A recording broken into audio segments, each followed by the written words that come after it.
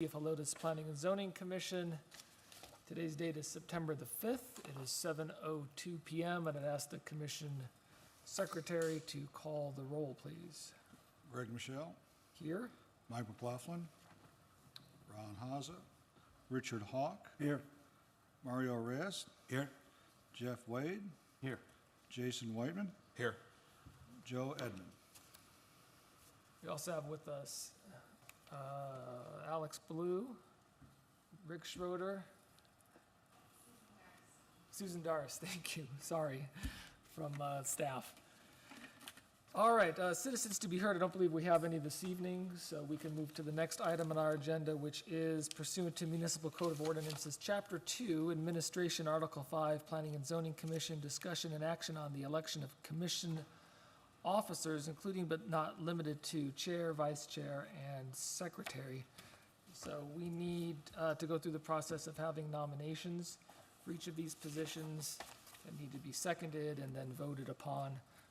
Our terms run concurrently with the mayor's.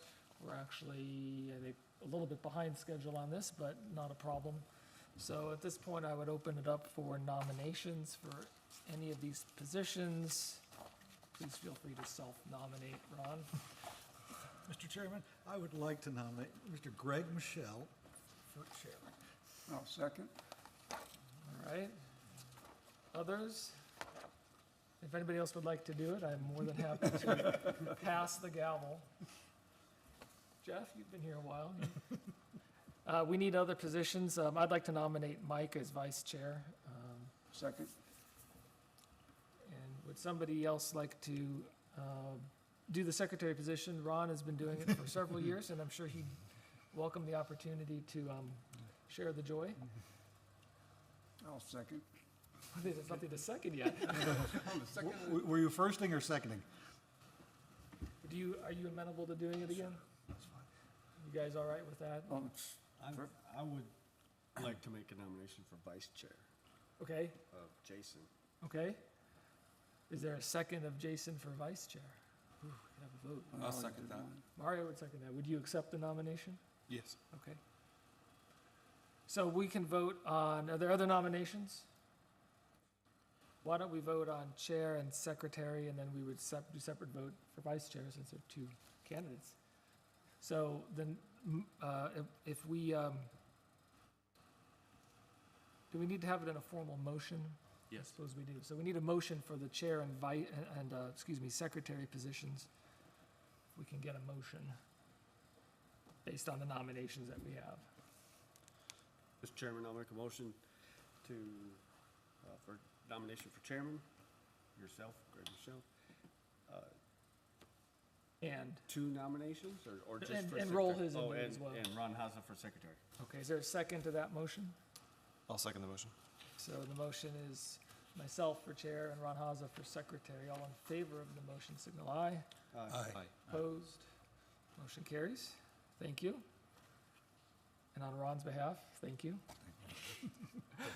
Vice chair, so we have nominee of Mike, who I've suggested, and also Jason. We can have a motion to have a vote for those two, or we can, I would be happy to withdraw my motion or my nomination so that we have just one here. I think Mike would not be offended. So who seconded that one? Would you be all right if I pull it back? Yeah. Fine. Make it simple. All right. So if we could just get a new motion for vice chair. Mr. Chairman, I'd like to make a motion for vice chair for Jason Whiteman. Is there a second? Jeff? Okay, so the motion is for Jason to serve as vice chair. All in favor of the motion, signal aye. Aye. Opposed? Motion carries. Congratulations, Jason. Thank you. And thank you all, everybody, for your service on the commission. I know we were just reappointed over the summer, so appreciate everybody once again staying with us and lending your considerable expertise to these important issues for our city. We can turn to item number 5 tonight, which is the approval of the minutes from the August 1st meeting. If you have noted any corrections edits that need to be made, this would be the time to call them to our attention. Or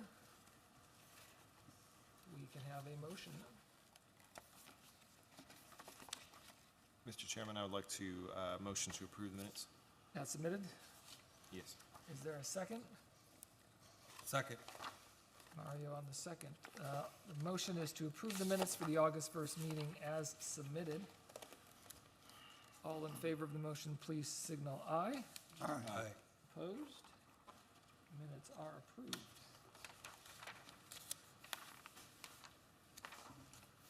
And we could turn our attention to item 6 tonight, which is discussion and action on the preliminary and final plats establishing the O'Reilly Helotes subdivision, Lot 1, Block 1.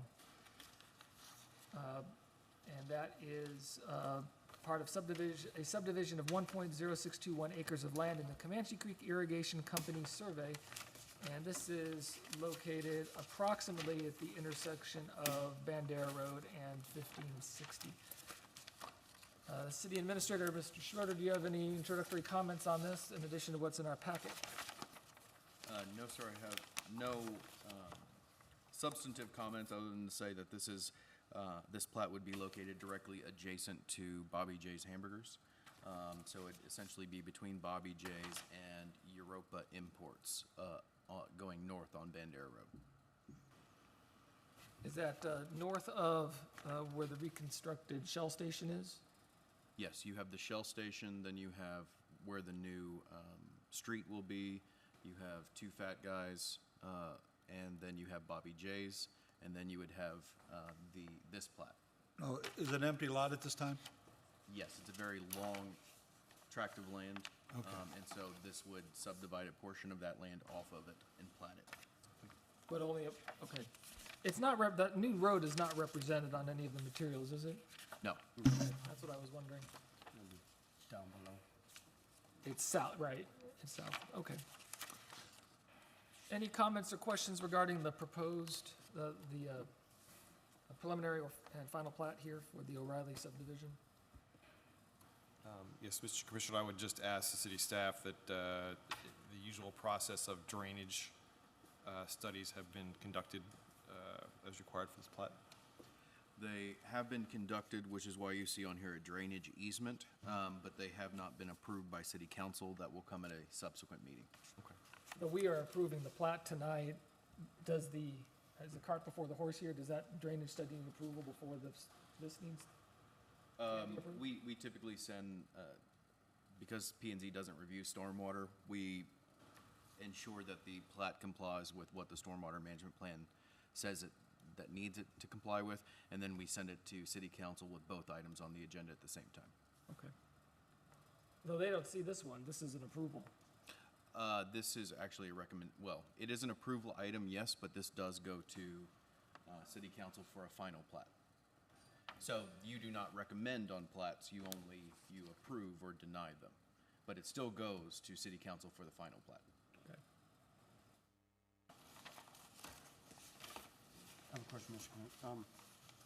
I see the two easements on the front and rear between running parallel with the streets. There doesn't need to be any side setbacks or easements?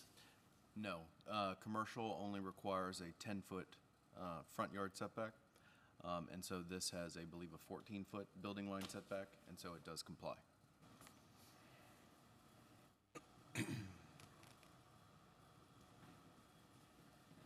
We can have a motion at this time.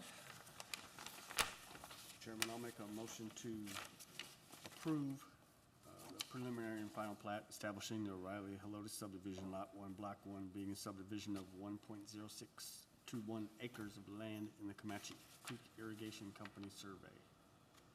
Is there a second? I'll second it. Ron. Jeff or Ron, any comment? Or anyone else? The motion is to approve preliminary and final plats for the O'Reilly Helotes subdivision, Lot 1, Block 1, which is located approximately at the intersection of State Highway 16 and FM 1560. All in favor of the motion, please signal aye. Aye. Opposed? Motion is approved.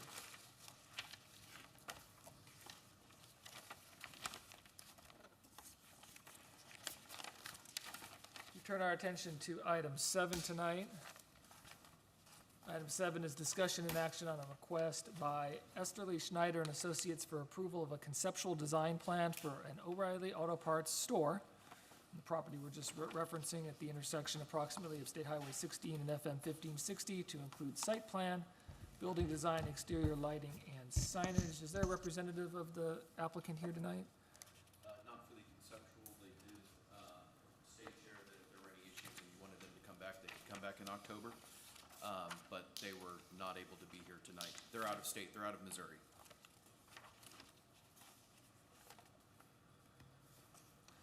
Turn it over to you, Rick. Okay, so tonight you have on the agenda the conceptual site plan, and as y'all know, the conceptual site plan includes building design, exterior lighting, site plan, and signage, if they submit signage. Sometimes it comes piecemeal. But I did want to call your attention, on the dais tonight was the staff review and recommendation. And this stipulated, it's under item number 7, the agenda item request form. We have reviewed this entire packet and also been in contact with Easterly Schneider and Associates out of Missouri, and also O'Reilly Corporate Headquarters. You can see included on the dais, I want to make clear, not only is the the staff review, but you also have another rendition of the O'Reillys. That we received actually today at around 4:45 after our conversations earlier this morning with them. Included within the packet is another conceptual, which is this one. So the difference is you have half columns that have rock, and the one that they presented tonight has full columns. So going through this, when we looked at it, the site plan, we did review the site plan. We do believe the site plan complies with the municipal code of ordinances. And typically what we do on site plan review is we look to make sure they have the correct number of parking spaces, and there isn't anything glaring when it comes to how it's laid out on a lot. The other thing that we looked at was exterior lighting. All of the exterior lighting on the building and within the parking lot is full cutoff, so it does comply with the municipal code of ordinances.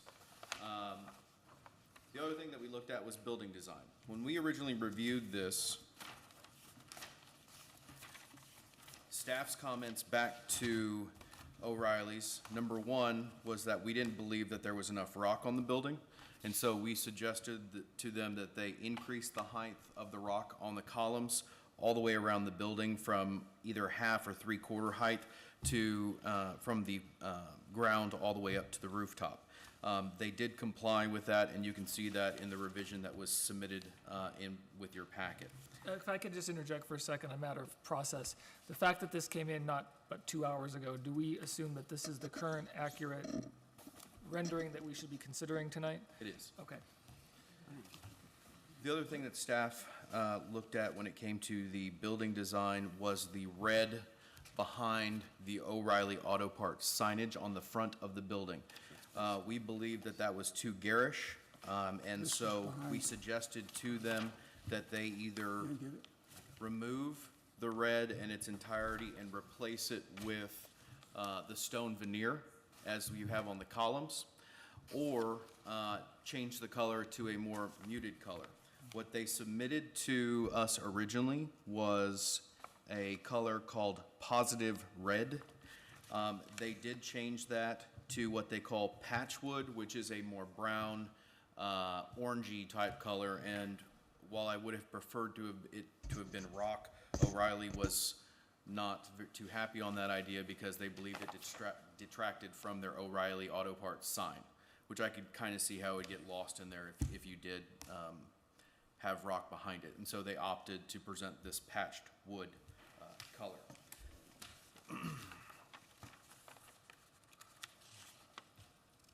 Mr. Chairman? Yeah, go ahead, Ron.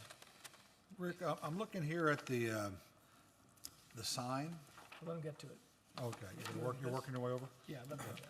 Yeah. On the signage, everything complies with the wall signage that's on the building. The issue originally was that if you look at the original submittal, Not only is it too big, if I recall, it's 8 feet by 15 feet, but it also has a split-face CMU base on it. What we told them that we would prefer them to do is to lower the size of the sign, and also attach a stone veneer like they have on the building to the base of the sign, which would be anywhere from 1 foot to 3 foot based upon apparently the elevations that they have in the field there. When they submitted it or resubmitted, they made it a pole sign. And now technically it does comply with the 84 square feet, but when I called O'Reilly Auto Parts back, I said, well, this isn't gonna work. So I said, basically, the only thing that I can recommend tonight is that the commission approve the sign, but approve it at a maximum of 84 square feet and direct that it'd be a full monument base with the stone veneer.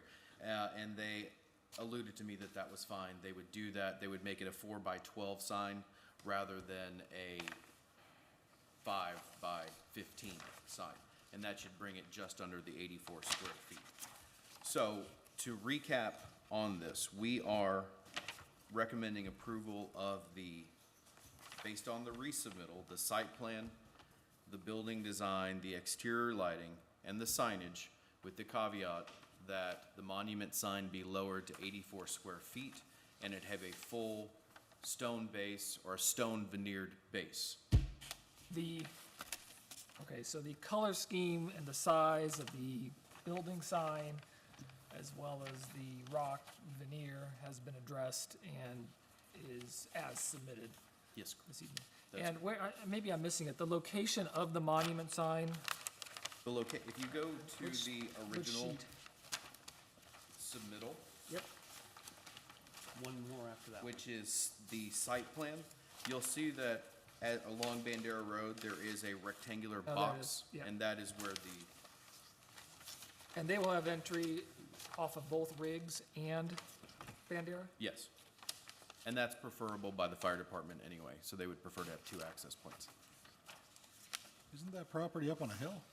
It is.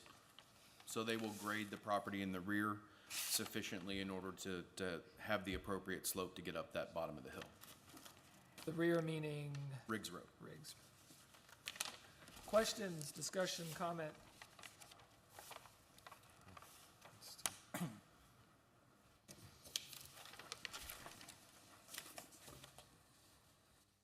Mr. Chair, Yes, Mario? I know we're past this, but I'm gonna just put it out there. When they put this building in place, I'm trying to picture the location myself right now. Do they account, and I guess this is a question for you, Rick, I'm sure they do, I mean, from my experiences being here on the commission, I see that it does happen, but the excavating of the land and the preserving the environment out there and the trees, and I'm hearing about the slope, all of that's being addressed into what's happening here, because I know that we just voted on the actual land, but when you're thinking about the environment and the trees, it's really beautiful out there. That's why I'm just trying to figure out, is that being addressed in this scheme? Yes, they still have to comply with Chapter 94, which is our vegetation chapter, and that is not reviewed by a committee or a commission, but rather it's reviewed internally by our city arborist. And so he looks at both or I should say, temporary or interim city arborist, and he reviews not only the tree mitigation or tree preservation, but also the landscaping that is required by code to go in there. So I can tell you that they are fortunate on this lot where most of the property up towards Bandera Road is already graded. This used to be the land where Longhorn Pipe, a portion of where Longhorn Pipe was. So if you know that tract, you have really just 1 or 2 significant trees up in the front on this tract, and the vast majority of the trees are going to be on the sloped area. So they're going to be required to preserve 40% of protected trees and then 60% of heritage trees on that property. Now, whether they do or do not comply at this point, I don't know. I know that their tree preservation plan is going through the process right now. But remember, even if they did slip below those numbers, they would have to mitigate either through dollars or additional trees in order to reach that 40 and 60% threshold. Thank you, sir. That was a good answer. Let me ask another question real quickly. And again, just for my education, do they, when they, did they pick this particular lot or when they bought this, or do they get options? Why did they pick this area? How does that happen? I don't have an answer for that. I don't know why they picked that particular area. Do they give them options when you do this type of business, since there's other businesses that are this type of line of work that are more inside the city of Helotes than more out there in the exterior part or out there closer to the We don't- scenic loop area? We do not get involved unless asked by a national retailer to help them with site selections and all of that kind of stuff. They have all of these major retailers have huge site selection teams that figure out where they want to be, and then where they are okay with being. And so this site, they were able to work out a deal with the property owner. So I don't have an answer for your question. That's good. I think the thing to keep in mind is that, in our role as administering this, the issue of market analysis, if you will, it's really the purview of the applicant. And I think we've seen this before in terms of multiple similar businesses opening in a small area. I mean, that's not really part of what we would base our action on. Though you could imagine, you would assume that they've taken that into account. Yes. And are aware of where they're opening and so forth. For the benefit of the council, the commission, this is zoned B3. Yes. It's not part of the overlay. No, sir. Mr. Chairman. Ron? Rick, did they list the landscaping around the monument sign anywhere? They don't have it included in here. They would be required to do so. So if you wanted to include that within your motion, that certainly would be acceptable. We would force them to do it, but you can include it in your motion if you would like. And 84, Is the maximum, is that including, the base. that's including the base? We typically can allow overage, You can allow up to 25% overage, yes. so, I mean, the commission that can, if it wants, give them another, what, You 20? I would have to Ish, calculate on my calculator, approximately. but I guess I didn't even bring that up because they were amenable over the phone with Right. going with the 84 square feet. So I I didn't, also presented a whole sign, so. yeah. I mean, I admire their creativity, but. Yeah, no, and look, they addressed the concerns that were brought to them, it appears, and have offered something improved upon what we originally took a look at, so, clearly responding to the issues that were raised for them. Yeah, Jeff? I have a question, Rick. On the site and stormwater management plan, to the left of the building on the Riggs Road side, it looks like there's two retaining walls. One of them, one that looks attached to the building, which is on the actual site development plan. Can you tell me what sheet you're referring to, what sheet number? The site and stormwater management plan. I think it's C 1.1. Yep, C 1.1, sorry.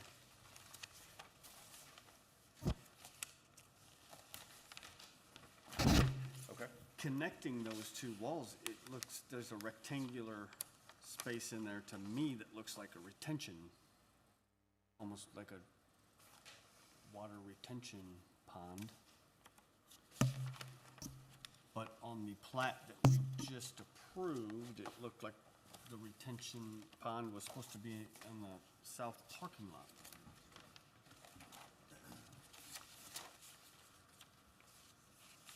I can't see, it doesn't actually state what that rectangular space is. Okay, so what they have done here is they actually have put into an easement, if you look at the note for C12, that is the portion, that is where they're actually collecting the water, okay? C12 says that it is install 3 runs of 85 linear feet of 48-inch detention pipe. And so essentially, they're collecting water at that point, and they are sending it either to a filtration pond or they're gonna send it to a detention retention pond. Now, that is regulated, I honestly haven't reviewed that. That is regulated by TCEQ, because I believe that this portion, I'm almost positive, is over the Edwards Aquifer. So they're gonna have to submit to TCEQ, Texas Commission on Environmental Quality, on that portion. Now, is your question in reference to why the retention and detention pond is not included on the plat? Because if you look, go back to item number 6, if you would. You see it says drainage easement. Those lines actually go down and contain that pond. Oh, it does go up, doesn't it, towards, Yeah, and we would require that that be in the easement location so that the city had access to it if we ever had to maintain that pond. We don't want to, but we would have access if we needed to. does it say at all how high those retaining walls are? I believe if I looked at it, it did.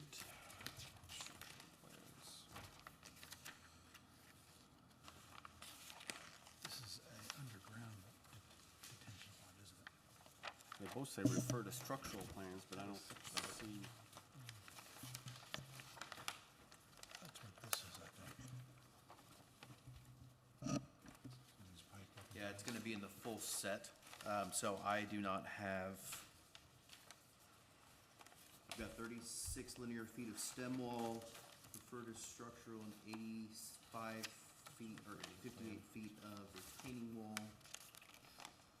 That makes sense. Just wondering, is that wall gonna obstruct any view coming out of that driveway onto Riggs Road? That wall, there's actually a pretty significant distance from the edge. Mr. Chairman, I see some. Yeah, I mean, that's gonna be contained completely on the property line. Or completely within the property line, that wall. So there's still gonna be additional right-of-way for people coming out of that. That retaining wall, I would assume, is probably because of grade's gonna be necessary in order to ensure that you don't have some of that soil going down on the road, when it's there. Frankly, I don't have an answer for that question, but I can make sure that we look at that. Before that, particularly before the plat goes to the city council, to make sure that there's visual distances there that are correct. That typically gets looked at during when the building official starts doing the full construction set and when the fire department does the full construction set review. And they have the authority to amend for health and safety, those types of things. But I'll look into that. I don't have an answer for that. Rick, isn't that a underground detention? The things that are within the parking area are underground. They're collecting it from the asphalt. The open air detention pond in the rear, I don't know if it's open or if it's underground. I would assume that it's open, Okay, but I don't know. yeah. And it's on pretty heavy of a grade back there. That's a significant grade back there. You go from, I mean, it's a significant slope for anybody who's gone down Riggs and looked to the right. You can see a lot of these open sewer pipes that are in white PVC running down that hill. It looks like the building elevation's at 1020, and that the highest tip of that pond is like 1013, so 7 feet below. Yeah, and then when you get down to the property line, you're at 1003. Right, So, right. And to jump back to the retaining wall question, looking at these grades, it looks like the bottom retaining wall on the high side, it's 1,005, and on the low side, it's maybe 1,003. And so I don't know, I don't think you'd necessarily build those any taller than they need to be. You know, I imagine be a little bit above the grade, but, you know, there's not a big drop on, 2 feet is not. And you're actually on the high side of it, so it, and that would mean more in concrete and more Yeah. expense, so they're only gonna build it as tall as TCEQ requires anyway. Yeah. Or the Edwards. The key is TCEQ is gonna step in and And it's on the backside of it. If it's over the Edwards Aquifer, they will, actually over the Edwards contributing zone or, help me? Recharge zone, recharge or contributing. yeah. They will review those. As long as the differential between one side of the grading, the retaining wall is and the other side is less than 30 inches, you typically would not put a guardrail on it. It would not require one, so I can't imagine it would be more than a few inches above the asphalt. I mean, It again, is they don't higher- have if- drawings to prove it, but I If it wouldn't is think it higher would than need to that, be. that goes into the International Building Code, which the building official is gonna require that they put a handrail on that. Yeah. So all of those details are sorted out during the full construction set review. Other questions, comments, or motion? I've kind of forgotten about the colors of the sign again, the background color. What was your recommendation on that? Or what did you ask them for? I asked them to move it from either a red, well, I told them that the red would likely not fly, and I had to define garish for them. But I told them to move it from a bright red to more of a earth tone, if they could. I understand why they wanted it to be a different color that would stand out, that would allow the O'Reilly Auto Parts to stand out. And they said that this color that they use is typically found, they use this prototype in Arizona and New Mexico, where it's more of the earth tones. So it's more of a brownish orange than it is a bright red. On this new set? On the new set, yes, sir. Okay. I did ask them to do the full stone veneer behind it, and O'Reilly's would not agree to that, simply because there wasn't enough contrast in their opinion.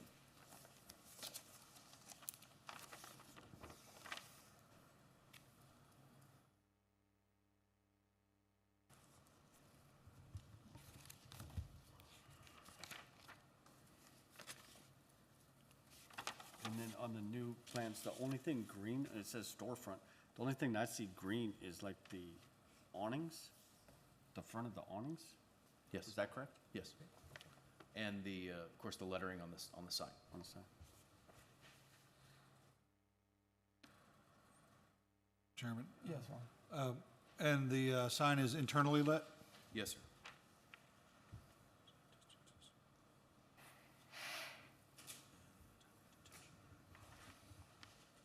The monument sign also?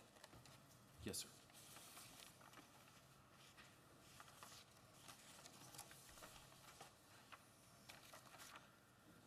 Make a motion, Richard. Make a motion. You want to make a motion? Looks like the sign is the, monument sign is the only item, if people are amenable, the only item that needs to be made part of this motion beyond what is submitted. It's the third and fourth points brought up by the city staff, as well as the landscaping requirement that Ron has pointed out. And that the color is to the new. Well, we're gonna, this is the, we don't have to comment, speak to that because it's already part of the Okay, so submission. it's signed in. So again, the wall sign, the stone veneer, et cetera, has all been addressed already and is part of the current submission that we're referencing tonight.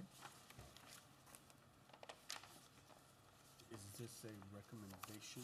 This is approval, correct, Rick? As long as you mandate that the monument sign stayed 64 square feet, then yes, it would be just a straight approval item. 884. I mean, 84, Yeah, sorry. right. Fair enough. Otherwise, that would be a variance to council. Yes. Mr. Chairman, I'll make a Please, Jeff.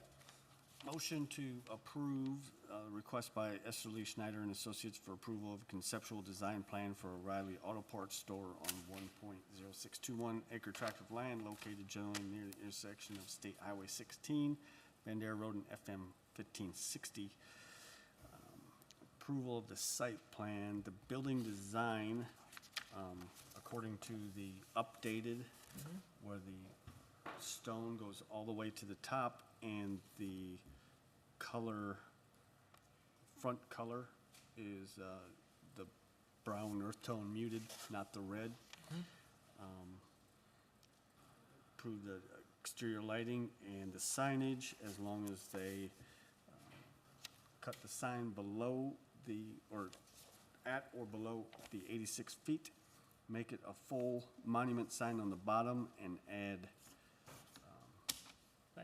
landscaping. You said 86, it's 84. Is that- Oh, 84, Is that right? okay. Is there a second for that motion? I'll second. So discussion, Any discussion, Jeff, No, I think it looks good. Richard, No. anyone else? So just to recap it, this is a motion to approve the request by Esterly Schneider and Associates for approval of a conceptual design plan for an O'Reilly Auto Parts store located generally at State Highway 16 and FM 1560, including site plan, building design, exterior lighting, and signage, provided that the monument signage is limited to 84 square feet, is full monument signage, including the base, and that there be landscaping to the signage. The colors you referenced are in the current proposal, so I'm gonna leave that out, but it's part of what they've submitted. All in favor of the motion, please signal aye. Aye. Opposed? Okay, the motion is approved. And so that means, Rick, that at the next council meeting, the plat only will appear before council. Yes. Okay. Great, we can turn to item number 8 this evening.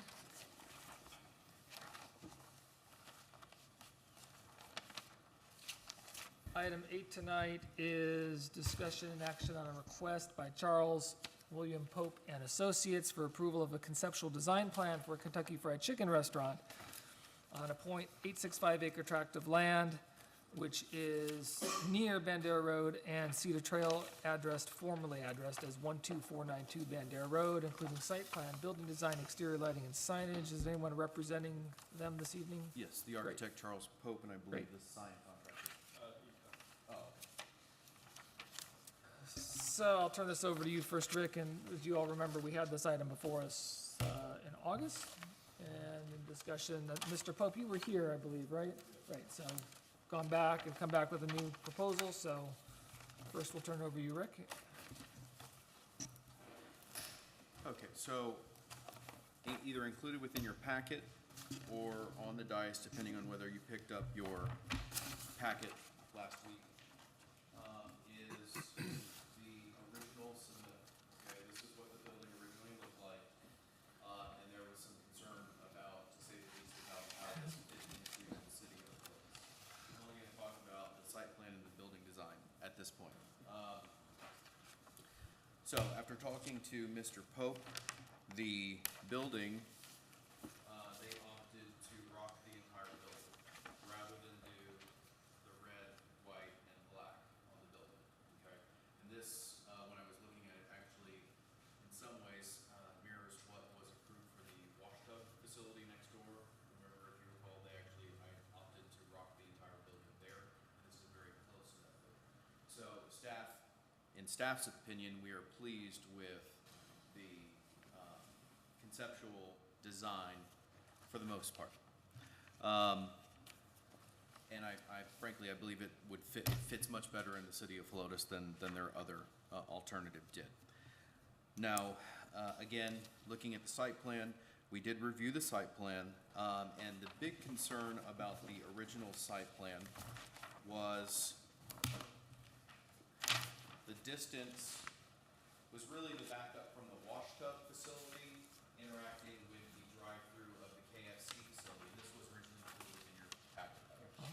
And so what you can see here is we measured the actual distance, a rough approximation of what it would be from the rear of the Bay Area lineup, which we're hoping most of the time is going to be kind of where that hatch mark is. And if you've gone to a wash tub, it generally is in that area where people line up, particularly since they have 3 bays. And so from this distance where the hashed mark area is to the property line is 122, approximately 100, it's actually greater than 122 feet.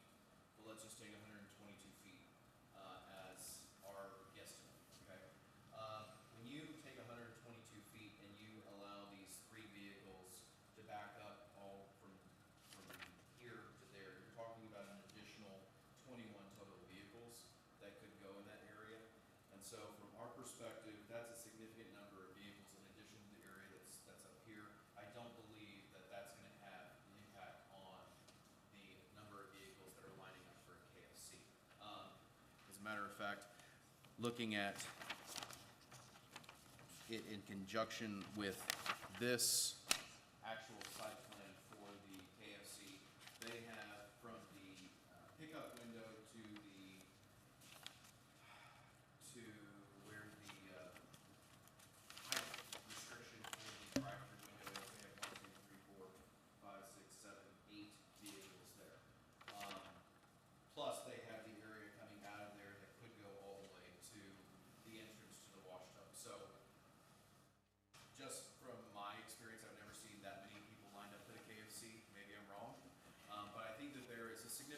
distance there between that area and where the wash tub bay facility is.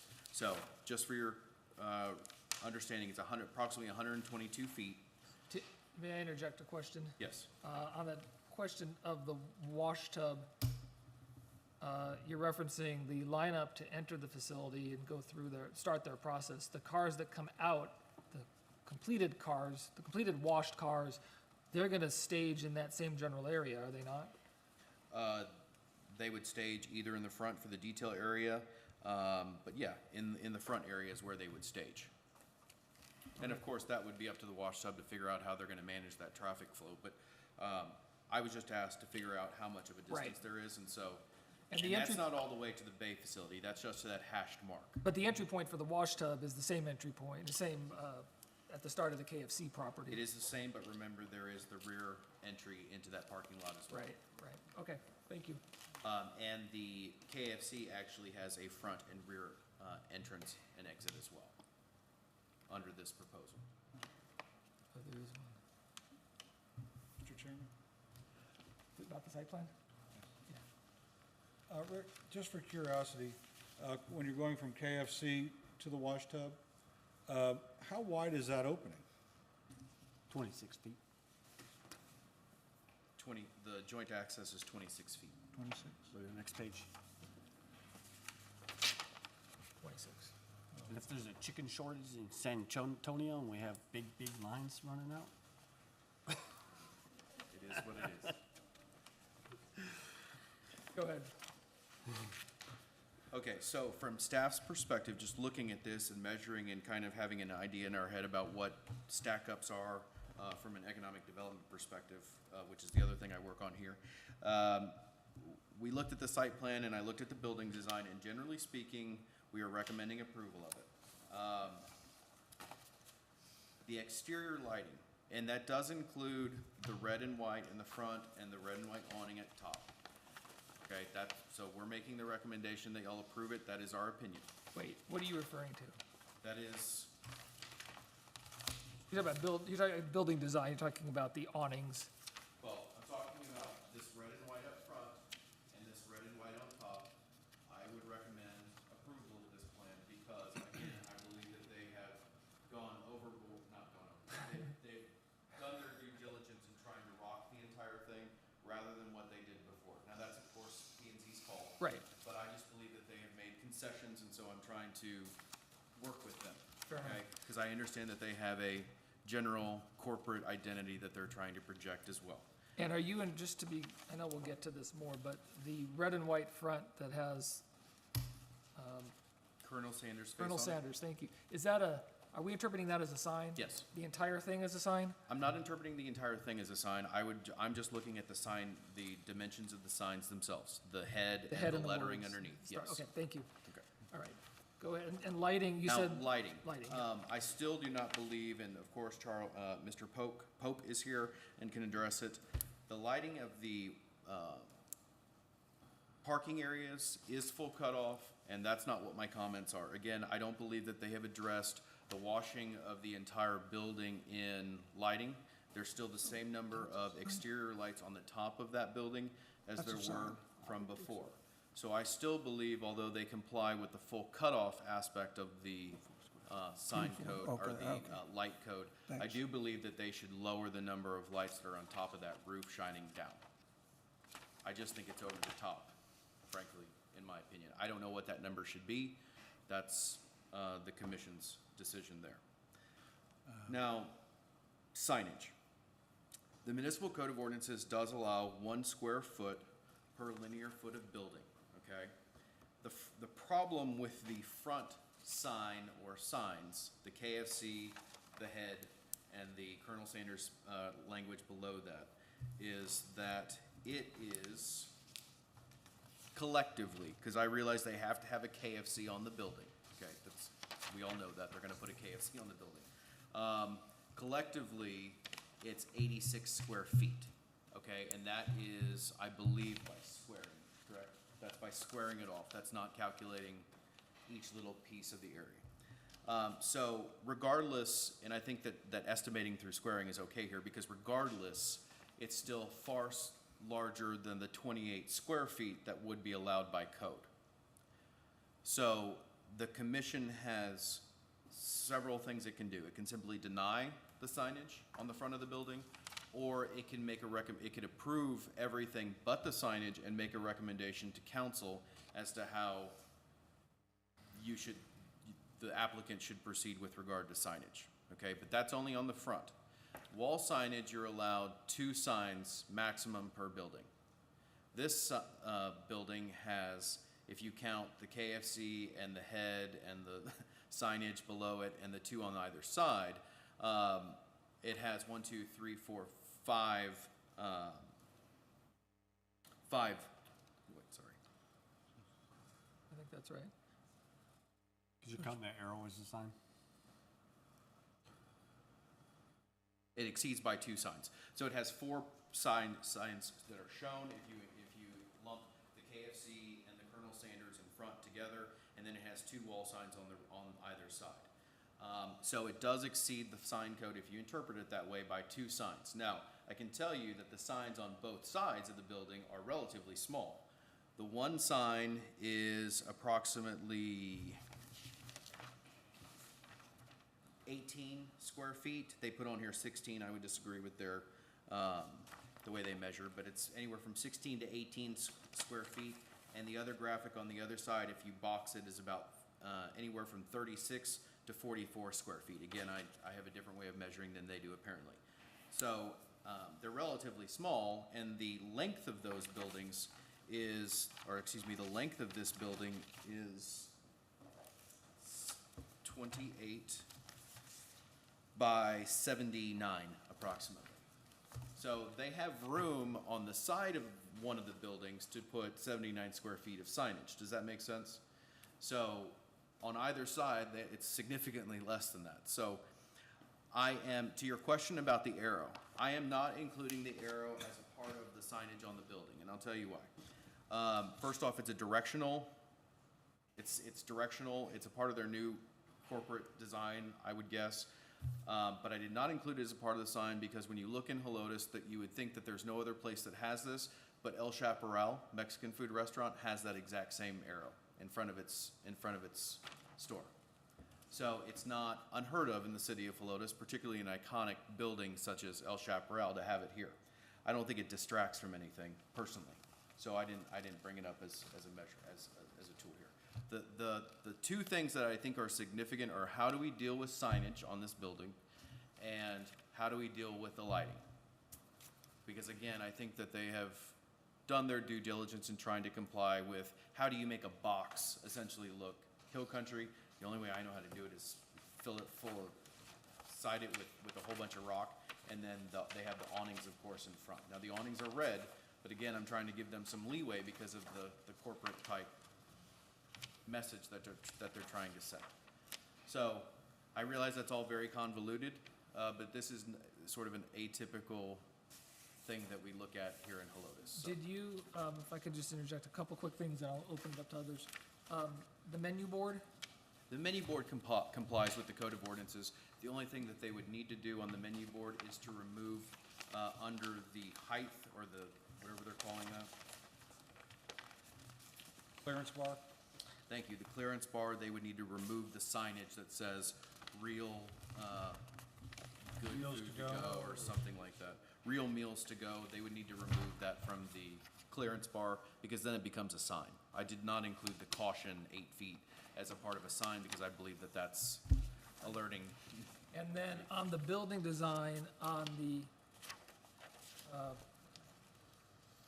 part of the building that extends upward from the Colonel Sanders, what is that a design element, or is that a functional element?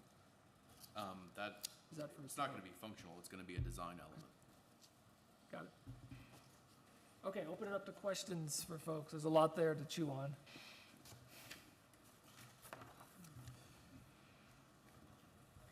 Is there any type of, And Mr. Pope, I'm sure that some of these will be for you, Yeah, so I you think can come on up. most of the questions are probably for Mr. Pope, so.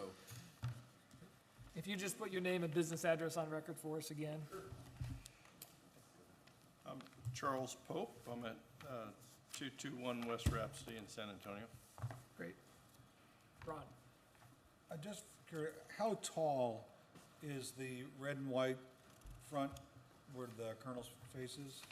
You know, I don't have those dimensions in front. I'm gonna say about probably 22 feet, 24 feet, somewhere in that range.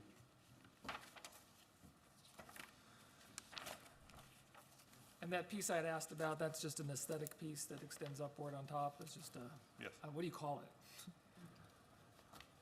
The top of the box. Yeah. That is The box top. That is a tower. All right. Pergola, maybe. What do you say? Pergola. Sounds classy. Other questions, comments? Jeff? Yeah, besides the lighting down on the building, is it on this sheet A? I don't know if I have the same presentation you have.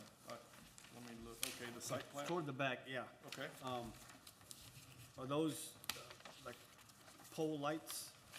1, 2, 3 across the common median there between Yes, them sir. and Wash Tub, and then one in the back, and then 2 back to back? That is correct.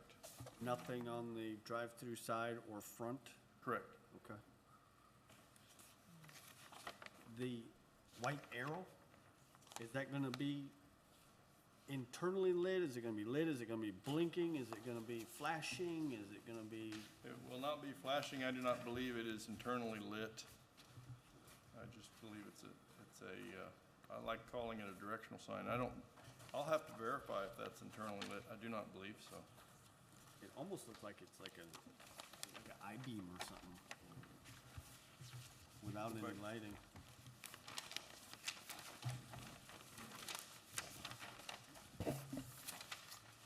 Chairman? Yes. What kind of candle power lights are on the side of the building? You know how strong they're gonna be? I couldn't tell you the candle power. I don't have a problem reducing the number. As you can tell from this presentation, we're trying to get along and get here. We're It's excited. internally lit. Excuse me? It's internally lit. That arrow? Okay. I don't have the signage package that I had sent from previous as well. It's internally LED.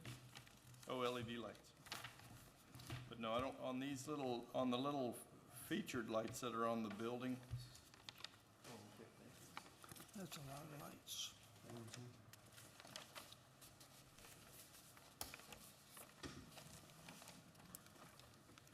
Because the number doesn't bother me if the candle power is way down, you know? Okay. See, it's, because we all know you could put 2 of them there and have them as massive spotlights.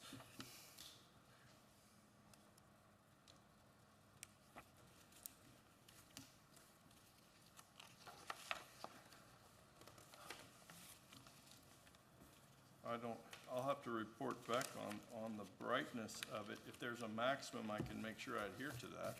We use the design standards is where the lighting, Yes. um, There is, we don't specify. there is no specification in the design standards for the amount of lumens that something can be, only that it refers back to chapter 34, the environment chapter that says everything has to be full cutoff, and it can't produce a glare. So I don't have a Oh, a number. definitive number, no, sir. Yeah. I wouldn't have a number to throw out either. I have no idea. Well, you're the designer. But there is something in chapter 98, section 230, 253 that you noted that prohibits washing an entire building for Canadian light. Yes.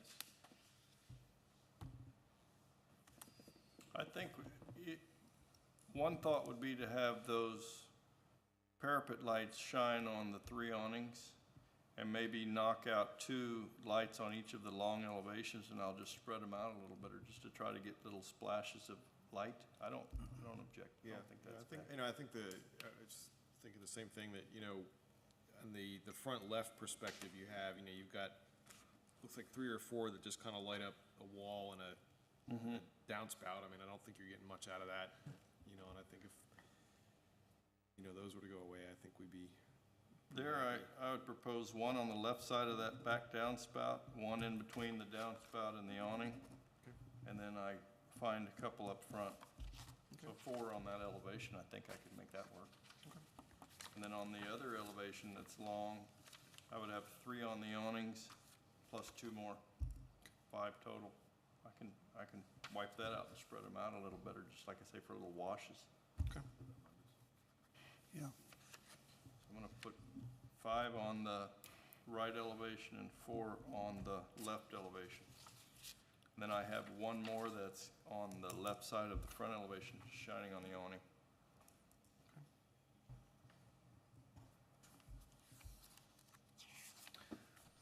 And I think the key is that we're looking for it to not, as the code says, washing the entire building in light. So I think staff would clearly work with you on that.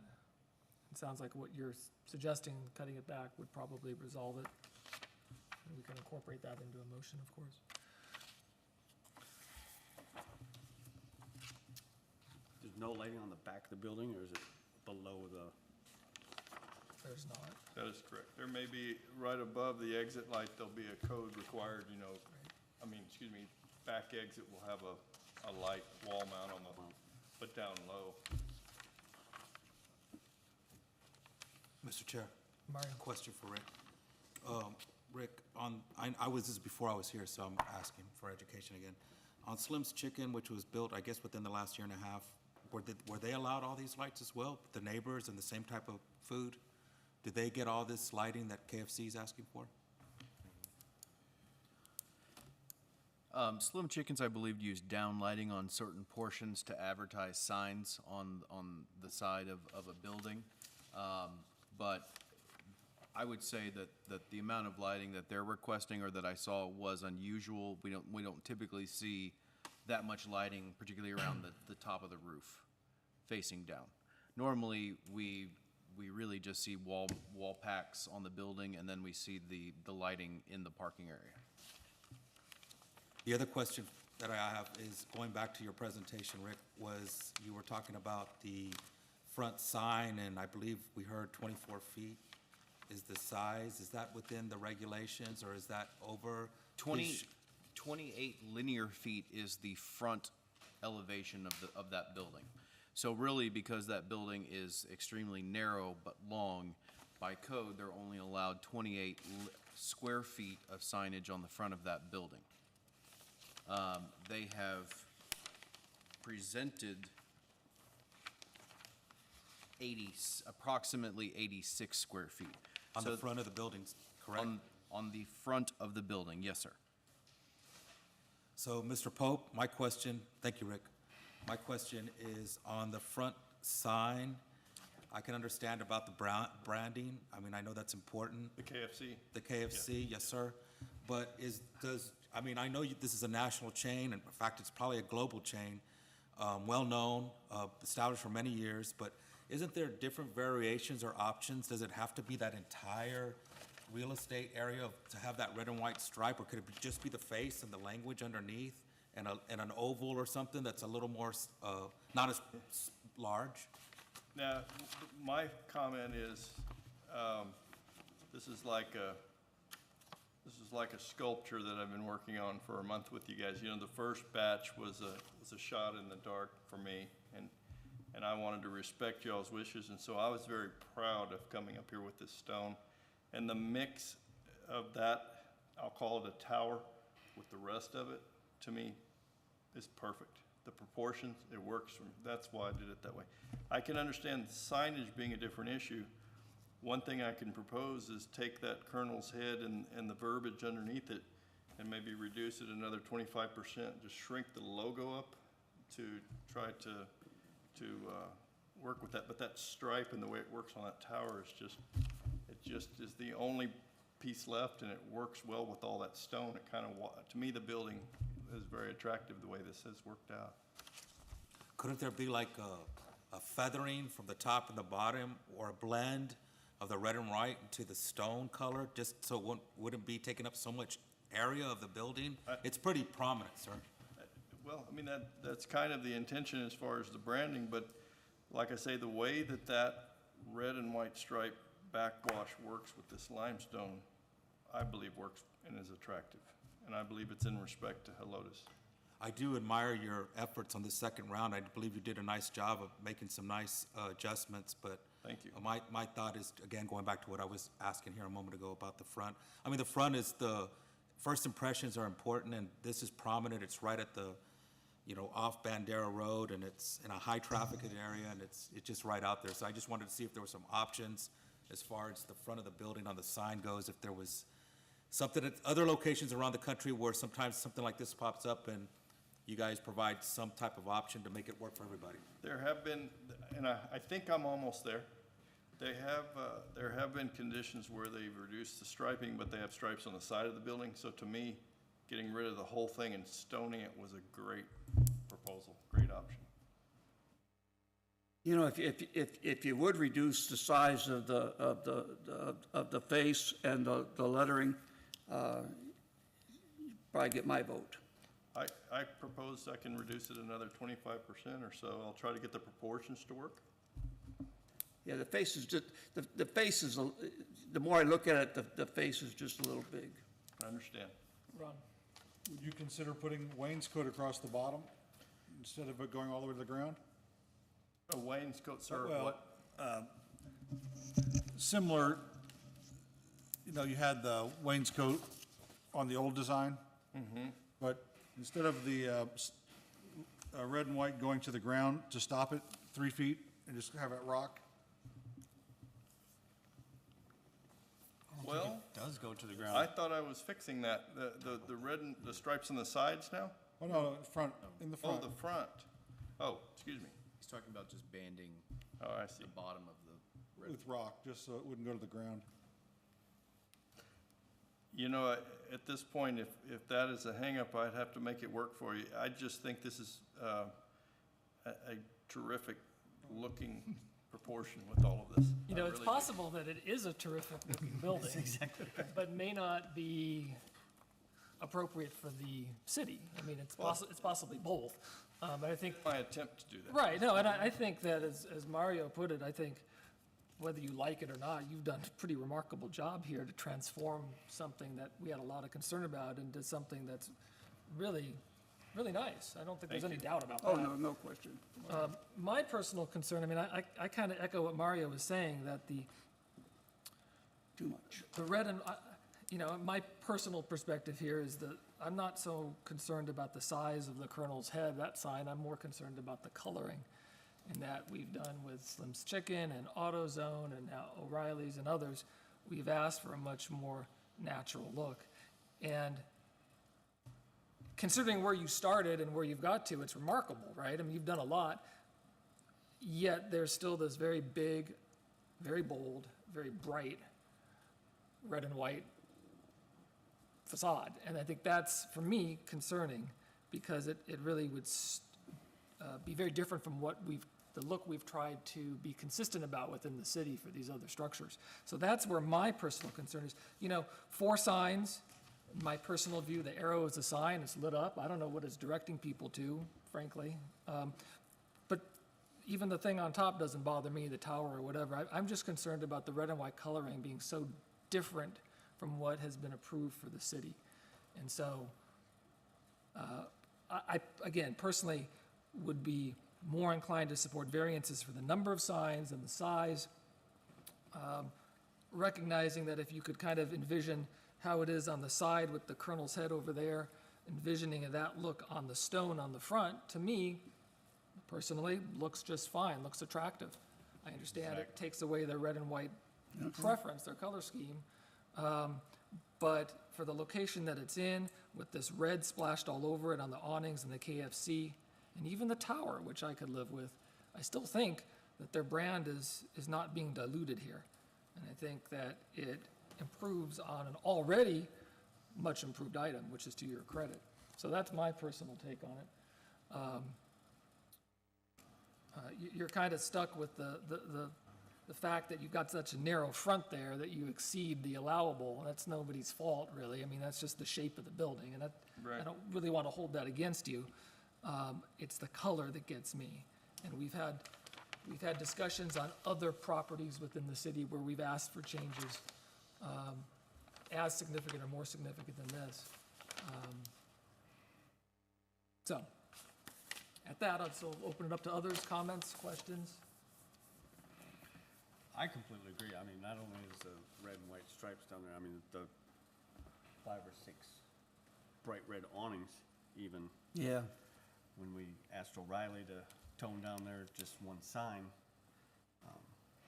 Here again, I don't have any issue with that tower up top. I think it accents it well. I agree with you with making the front type kind of what the side is on the rock, and then maybe even moving that KFC to above his head. But I even think there's too much bright red in it altogether. If we, Rick, if we were to propose, well, we could approve the sign, the number of signs. There'd be a variance to council on the signage, both on the number as well as the size in the front. Because he would exceed the 20% at any rate, Yes. because he's so far over. So, okay, so it still has to go to council. So it seems like, just to recap here, the lighting, you're amenable to working on the lighting to just bring that into, ensure it's not washing the building. It sounds like you've got a plan for that. Yes, sir.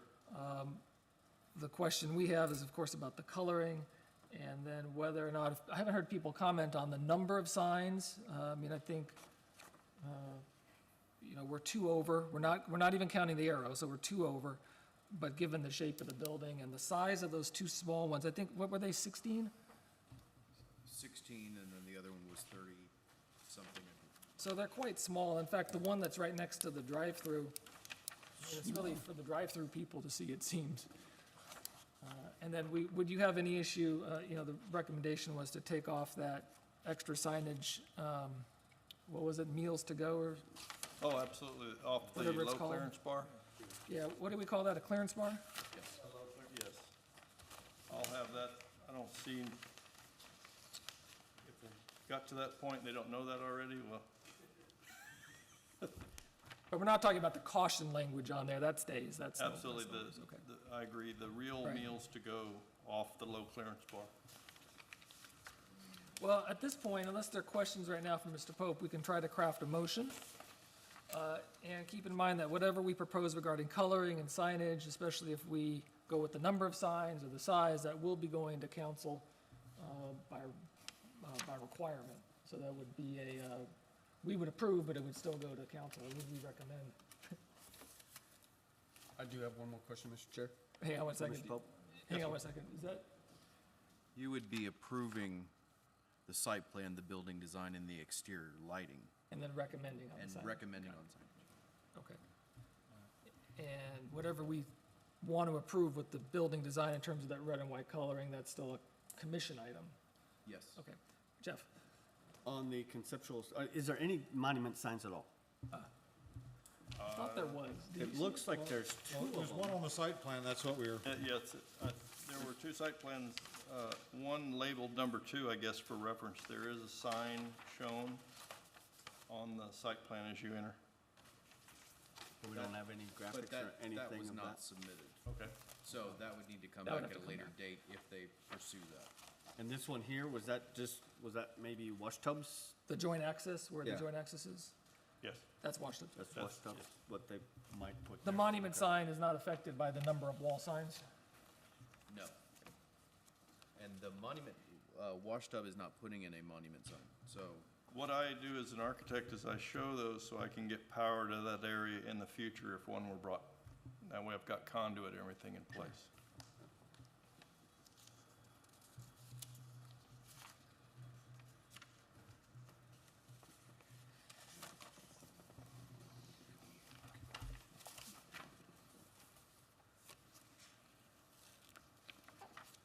I'll point out one other thing. In the last meeting last month, there was concern at the drive-through of the Taco Bell versus parking.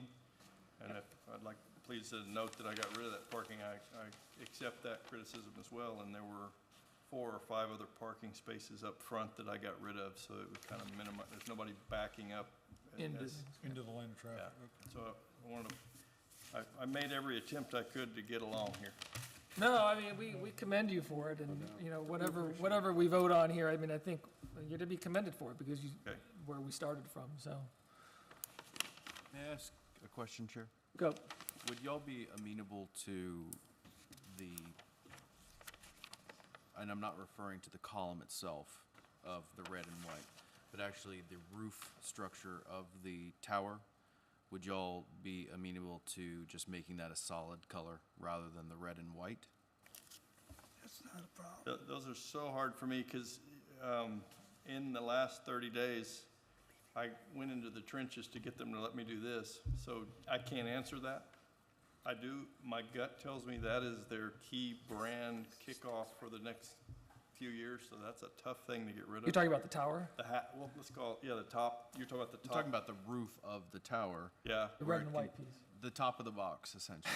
I would like to keep that, and it would be a tough thing to acquiesce to at this meeting, because I have no, Which is the front.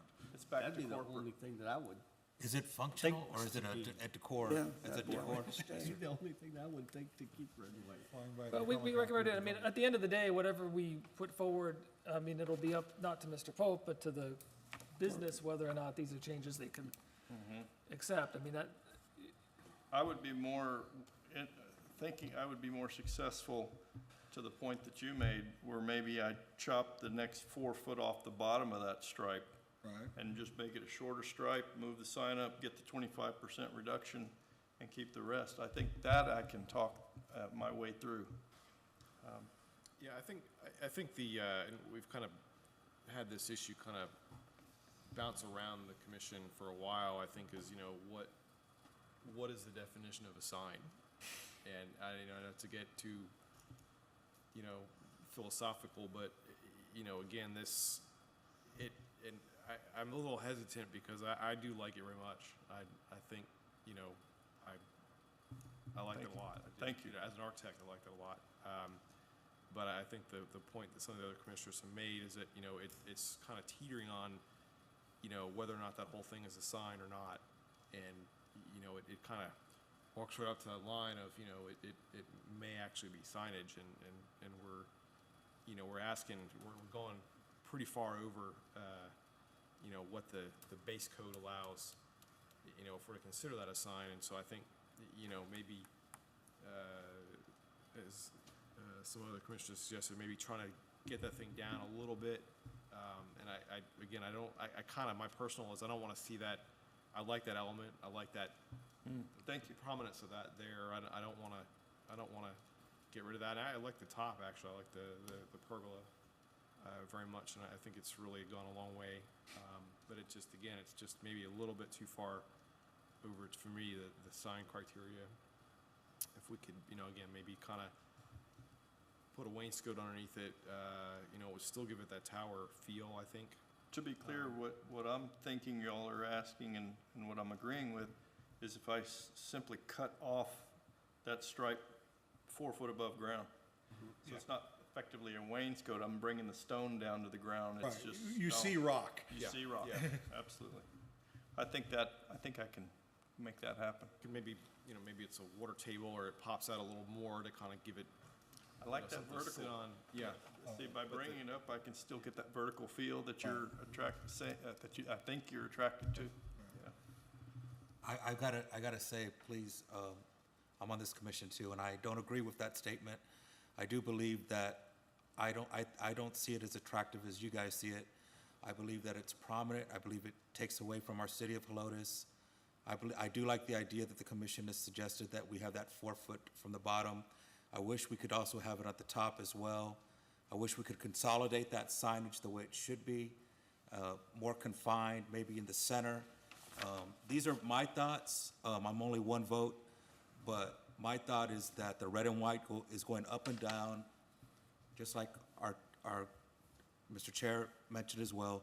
It's going up and down, prominent on the facade, and it just sticks out. And I know that you've done a great job. I'm not going to question that at all. I am very impressed, actually, by your work, sir. But I just didn't know if there was a way that we could I know you're addressing the bottom part, but I also thought maybe, my thought when we started this conversation was also like get some of the top part of it too addressed and make it more of a center, middle signage is my thought. But again, I just put it out there for conversation. I'm glad to see that this conversation grew to where it goes, but I gotta say that I do not agree with my fellow commissioner on the part that I don't see it going up like that. I think it's too prominent, and I think it takes away from our city. This would be a unique building in our city that would have this type of look, and if you look at most of our buildings in our city, especially the ones that have been built in the last 5 to 10 years, they're all following a certain code and a certain look and feel, and this one, I believe, is getting there, but I don't believe it's there yet. So I think at this point, the perspectives are out there. I don't know that there's any more that we can do at the moment. So why don't we see if we can get a motion together, vote on a motion, and go from there. And then if there's a part of this that goes to council, then that will be the next step. But let's see if we can put a motion together. As I have it just by my notes, the issues that we are looking at, the site plan, we don't have any, I don't have any noted comments or changes to the site plan. Building design could address the red and white piece, and whether it be not red and white, or whether it be wainscoted or something, that's under building design. Exterior lighting, a motion would include, if at the commissioner's wish, the reduction in the number of lights to not wash the building. And then lastly, the signage would need to be addressed, and if the commission's motion is that the number of signs and the size of the signs be allowed, that would need to be in the form of a recommendation, since council would need to see that, whereas the others are approval items. Chairman, would we want to split the signs away from the others? Would that be easier, Rick, for council? Certainly. Yes. it Okay, would. so we can put signs as a separate motion, and we can talk here about, initially at least, about site plan, building design, exterior lighting, and the issues there, if we wish to address, are building design or color, and exterior lighting is the number of fixtures. Having said all that, is there a motion?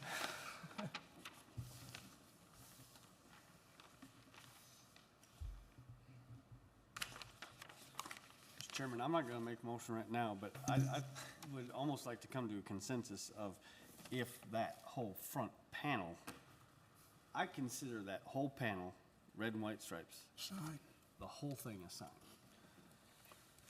City staff has presented to us that that is not what they've calculated it as. They've considered it as building design as opposed to sign. Would we be within our purview, Rick, to move that from the color building design issue to a sign?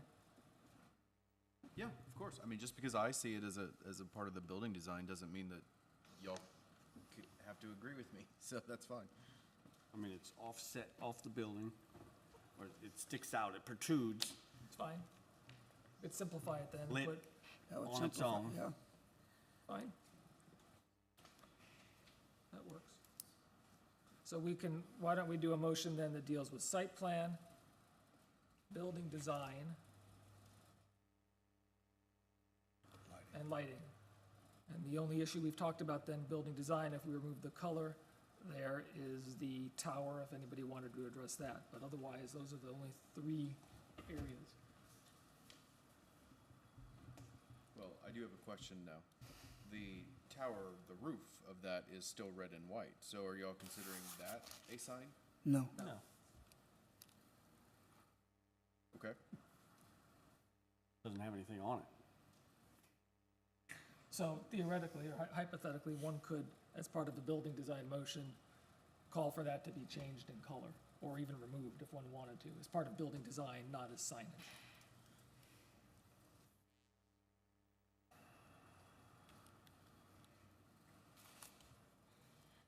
And this is probably an appropriate way to handle it, or give council an opportunity to speak to the sign issue. I know that's something they enjoy very much.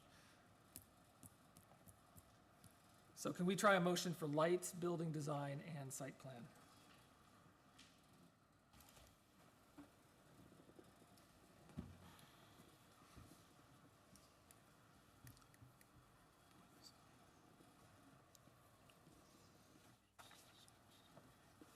Mr. Chair, when you talk about the lights, there's a reduction in lights, correct? I mean, that's what was addressed this evening. Yeah, that, something along the lines of reducing the number of light fixtures. But there's no certain number. No. We heard that Mr. Pope was gracious to accommodate which ones, but We don't need to specify that. We would just call for reduction in light fixtures so as not to wash the building in light. And we would allow the applicant to speak. He actually to agreed design to that. 10, if I recall. Say again? He agreed to 10, 4 on one side, 5 on the other, and 1 in the front.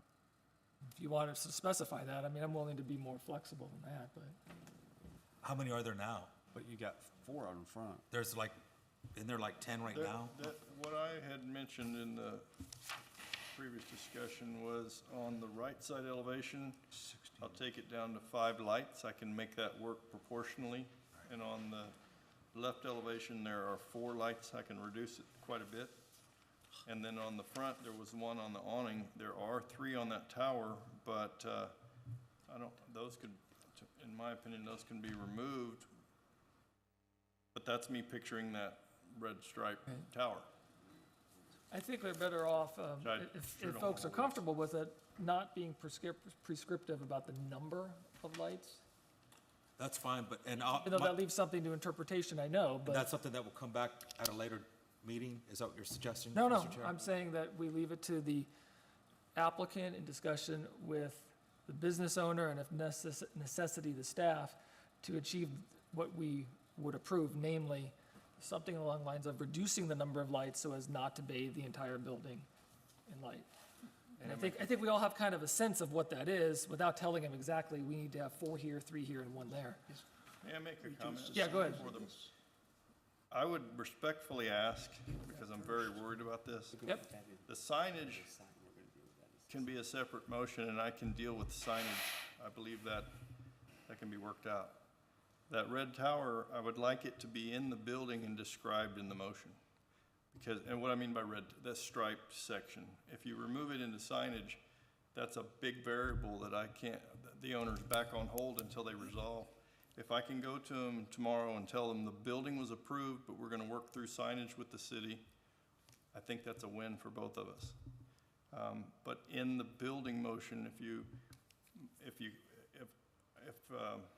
my request is good with the 4-foot cutoff and reducing the kernel, well, that's not signage. So if I can reduce and make the wainscot suggestion and still make that tower happen, I would really appreciate that. So I think the sense, though, was that the reason to work on that separately was to get the other things through more cleanly. My fear is that I was very proud of the fact by doing the stone, it made the building, it reduced quite a bit of character. And then that tower's all I had left in those awnings. When you, to be clear here, are you talking specifically about the tower atop the building In the front, and the red and white front? yes, sir. And I think, as you've heard, the concern is about the red and white front more than the tower. So we're trying to present something cleaner so that that can go through more directly. And how would, okay, all right, So I'd like to do it that way, and then we can Very well. speak to the signage. You're the boss. that's right. So, somebody give us a motion. With the tower being part of the signage. No, being part of building design. We need a motion for site plan and building design and lighting. And within the building design piece, if you wish to speak to or have some part of your motion address the tower, if that's an issue, this would be the place where it goes. If you're okay with the tower the way it is, then you're okay, then, it's part of your motion. It's as submitted. Chairman, You want me making the I motion? think that there is, Chairman, Yes, sorry. I think that when you're referring to tower, sir, I think that some of the commissioners are taking the red and white in the front and the top roof as the entire tower. That's what he wants. No, I'm talking, okay, but we're talking here, what I'm saying, for the motion, it would speak not to the color of the front facade with the red and white stripes. It would speak as building design only to the tower as that one rectangular When you piece. say tower, you're saying the awning the thing? pergola. The thing on the top? Yeah, The thing, The- the the box, cap. the box top. the hat. The hat, thank What you. do we call it? The hat. I'll take hat. Go And hat. take the vertical red and white as a sign. Is As sign. signage. That entire piece on the front is signage, including the kernel's, size of the kernel, as well as the coloring of that facade. Okay. That make sense? Does that help at all? With that, I'll make a motion. Go ahead. With that, I'll make a motion to approve the request by Charles William Pope and Associates for approval of the site plan, building design, and exterior lighting for a Kentucky Fried Chicken restaurant on 0.865 acre tract of land described as Lot 4, Block 2, Bandera Oaks subdivision. With, And referencing which pieces here, you, yeah, I did, site plan, building design, exterior lighting, with the exception of reducing the number of side lighting so that it does not wash the complete wall. okay? So the motion is as submitted on site plan, as submitted on building design and lighting, with the provision that it not, the number of fixtures be reduced so as not to bathe the building in light. And to be clear, we're not, under building design, we're not addressing the facade in the front, correct? The red and white facade? Correct. Okay. Is there a second for that motion? I'll second that. Ron, all right. Discussion on this motion. Jeff, if anything? I personally don't like the red awnings either, I'll tell you that, but if we can reduce this front part in the signage, I'm okay with the top cap, pergola, whatever, the box top being red and white. I think that kind of sets it off a little bit, but is not too much. I could probably live with the 6 red awnings. Ron, anything? Anyone else have comment on this? So the motion is to approve the request by Charles William Pope and Associates for approval of the conceptual design plan for Kentucky Fried Chicken on a .865 acre lot, generally at the intersection of Bandera Road and Cedar Trail, formerly 12492 Bandera Road, including site plan as submitted, building design as submitted, not counting that red-white facade, and exterior lighting with the understanding that it would be reduced, the number of lights will be reduced so as not to bathe the building in light. All in favor of that motion, please signal aye. Aye. Opposed? Okay, that motion's approved. That's done. Now we go to signage. And so the issues that we've been talking about here, just to make sure they're on the table, include the red and white front, the size, the number of signs altogether, and the total square footage of signage, as well as the fourth point, which was that meals to go, I keep forgetting what it's called, the clearance bar sign. The clearance bar sign, taking that one out. So those are all elements to potentially address here. Clearance bar sign. Are we allowed like a 10%? On signage? Or is it just, or anything? On size of signage? Yes. So we are, You can recommend anything. we are permitted to grant up to 20% more than allowed.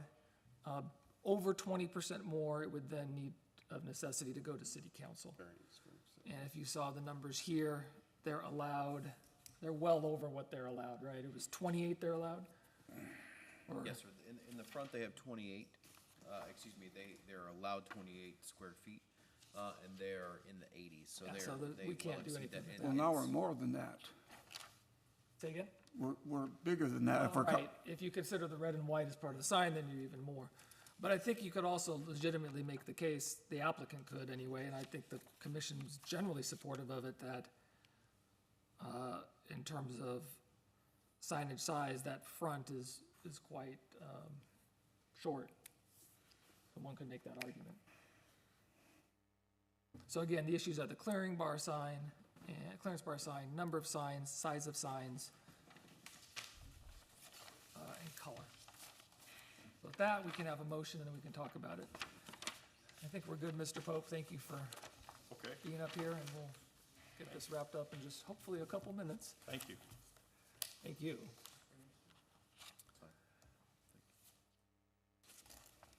I'd invite a motion. Please.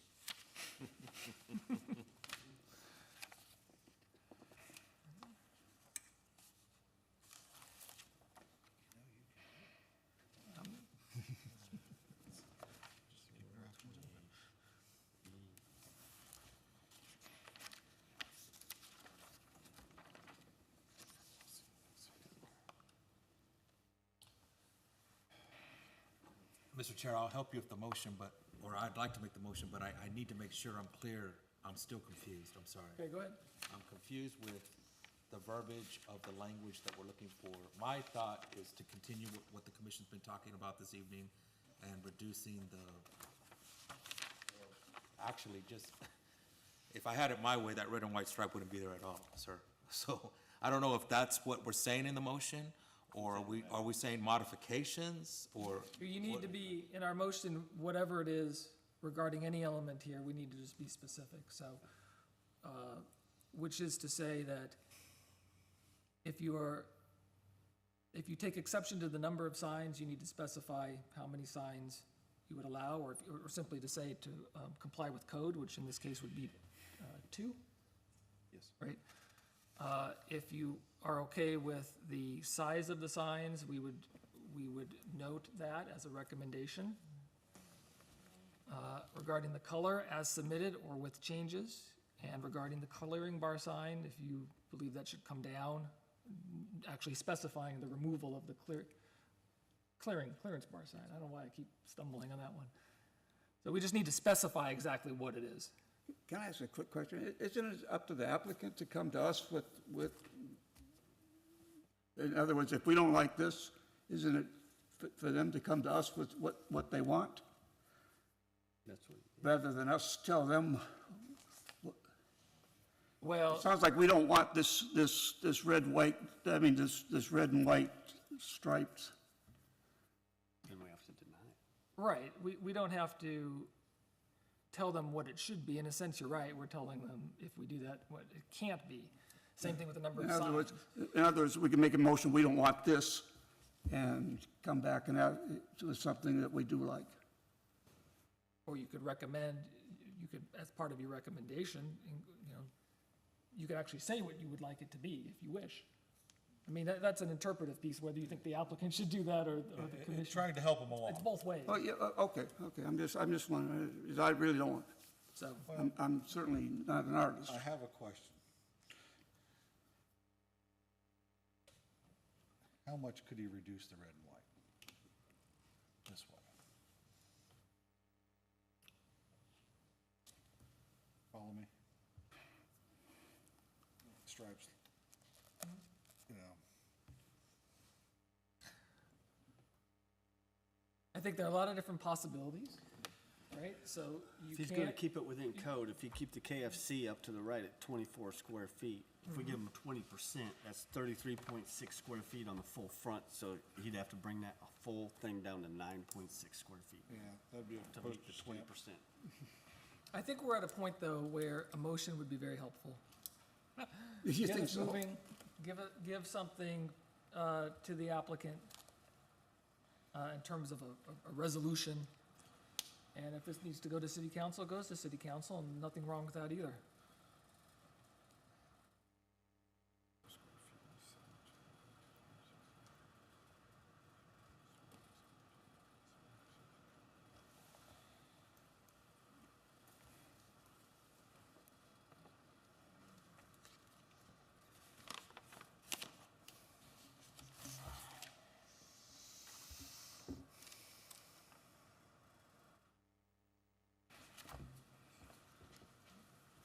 Rick, by tradition, the chair does not make motions, correct? The chair cannot make a motion. Okay. I'll make an attempt. Trying to get the Mr. ball Chair. rolling here. Somebody Mr. Chair, put I'll make the something together. attempt, sir, Go ahead, Mario. but I will want some assistance here. All right, go ahead. Okay. Motion to recommend Charles William Pope and Associates for conceptual design plan of Kentucky Fried Chicken regarding the signage that the number of signs comply with the code, which is 2. That the size of the signs complied with city code. That the front facade of the red and white either complies or is reduced or removed completely from the front, and only the language and the emblem of Colonel Sanders and the KFC letter are allowed. That is my recommendation, Mr. Chair. I'll second that. Clearance bar? We talked about the clearance bar, And the clearance bar, remove the words, meals to go, and only allow, the caution, Okay. warning. Is there a second? Yeah, I did. Oh, Richard, you got, all right. So the motion, just to be clear, is for the Kentucky Fried Chicken signage. The motion is to have the number and size of the signs comply with code, which would be 2 signs and 28 square feet in the front, no red and white on the facade, and the removal of the clearance bar sign. So any discussion of the motion? Mario? No, again, I'd like to, again, echo what the commission said tonight and thank Mr. Pope for his efforts. I believe he did an amazing job tonight with the adjustments that he's made. But at the same time, I believe we're still not there.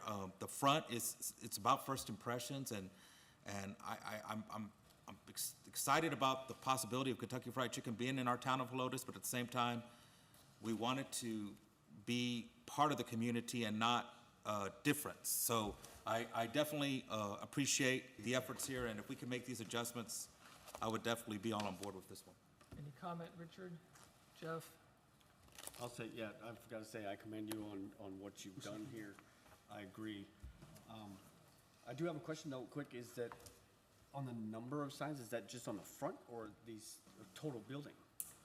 Total. And are we counting we're just counting 4? Is that, how many are we? We're counting 4 that would be reduced to 2. We're not actually counting the arrow as part of signage. My comment would be, I appreciate Mario's suggestion.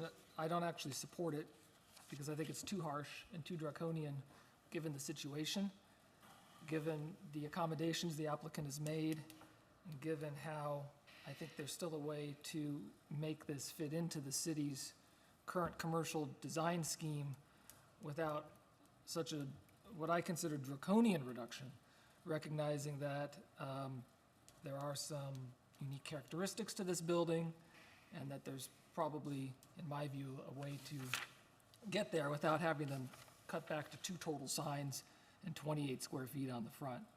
So my personal view, again, speaking just personally, is that I think that more of an accommodation could be made by the commission in order to achieve what I still think would be a very attractive building and a credit to the city to have here.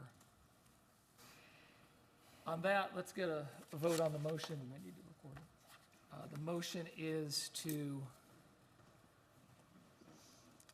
recommend approval of the conceptual design plan for the Kentucky Fried Chicken at generally Bandera Road and Cedar Trail, specifically related to signage, that the number and size of signs comply with code, that the clearance bar sign be removed, and that the front facade not be in red and white. All in favor of that motion, signal aye. Aye. Aye. All opposed? Nay. So 2, 4, 3 against, the motion fails. Now we need a new motion. Thank you, Mario. Absolutely.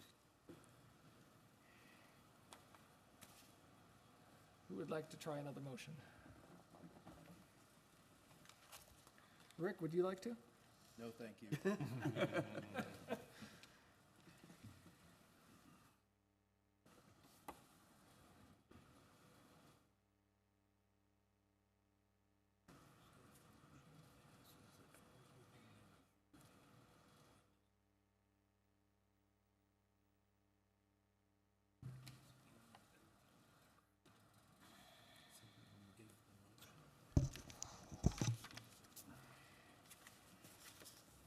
usually so much consensus on this body that when there isn't, you don't know what to do.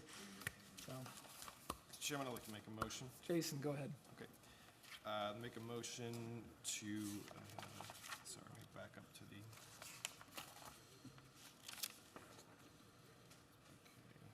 Number 8. Okay, but just strictly the sign portion. Okay. On the matter of the action of request by Charles William Pope and Associates for approval of a, I guess we say conceptual sign plan. The signage, sure, that's fine. Signage. With the caveats of eliminating the logo on the clearance bar, reducing the red and white striped element in the front facade, overall height by means of wainscot or other element, and we try to have a compromise and say reduce the number of building signs by 1 to 3. And reducing the overall size of the 2 signs on the front facade, the KFC and the Colonel Sanders graphic.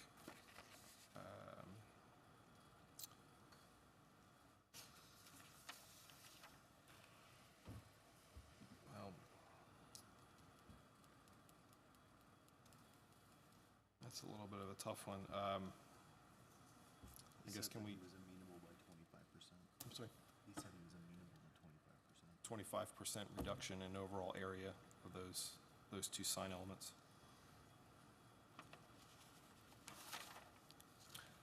Did you note this was, I didn't catch it, a recommendation item, recommending, right? Yes. Okay. And for clarity, you had indicated to add wainscoting, to replace the red and white. Did you give a height for that or a footage for that? I think the discussion was going to be reducing it overall by 4 feet, the total height of the red and white striped element. Is there a second for that motion? Thank you, Jason. I'll second it. Okay, so the motion, to be clear, is for the recommendation on the conceptual design plan signage for Kentucky Fried Chicken, specifying that, I'm sorry, I'm not gonna go in the same order, clearance bar sign removal, reducing the front signage by 25%, adding wainscot to the front red and white facade, reducing that by 4 feet. And reducing the total number of building signs to 3. Catch that? All right. Is there a second on the motion? You got it. So any discussion, Jason? Ron? What can be said, right? Discussion over here. Jeff? So that's still keeping red and white stripes, just 4 foot, That's what the motion right shrinking it, now is. 4 foot each way, nothing narrowing of the red and white stripes, just 4 foot. 4 top foot and off bottom. the, no, 4 foot off the bottom, correct? Correct. 4 foot off the bottom. Off the bottom only, and shrinking The Colonel. the head and the words below it, 25%. The whole front signage, including the KFC and everything in red and white, shrunk by 25%. And we would not specify to the applicant how to apportion that. That would be their call. Mr. Chair, and does that 4 foot, I forgot the word that you call it. Wainscoting. Yes. Is that being married into the 25-foot reduction, or is that a different, part of the motion? I think it's a different Yeah, part of it. it's referring specifically to the head, the stars, the words, and the KFC. The that- 20%. And the red and white background as well, or is that's not part of it? Okay, But that is by this motion being reduced by 4 feet from the bottom. right. So discussion, everybody's had their say. So the motion is, last time, hopefully, to read this through, Motion is to recommend approval of the request by Charles William Pope and Associates for conceptual design plan signage for Kentucky Fried Chicken on a .865 acre tract of land, generally at the intersection of Bandera Road and Cedar Trail, formerly addressed 12492 Bandera Road, with the provisions that, one, the clearance bar sign be removed, that the front signage be reduced by 25%, that wainscoting replace 4 feet from the bottom of the red and white facade, and that the total number of building signs be reduced to 3. All in favor of that motion signal aye. Aye. All opposed? Nay. Hey, Nay. Okay. At this point, I would like to ask for a recess. We need a motion for that? Make a motion? Somebody like to make a motion? I'll make a motion for 15-minute recess. recess? Is there a second? Aye. All all in favor of taking a 15-minute recess, signal aye. aye. Opposed, we stand adjourned till 9:05.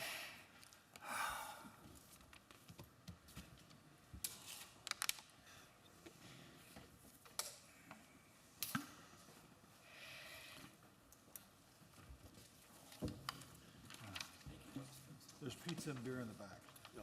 Oh, there's at least pizza. Pizza. They brought pizza in for us. Oh, they did?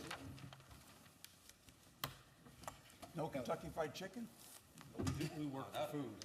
You remember? How you doing? Good. Healthy and. Healthy, wealthy, and wise. There you go. Couldn't ask for any better, right?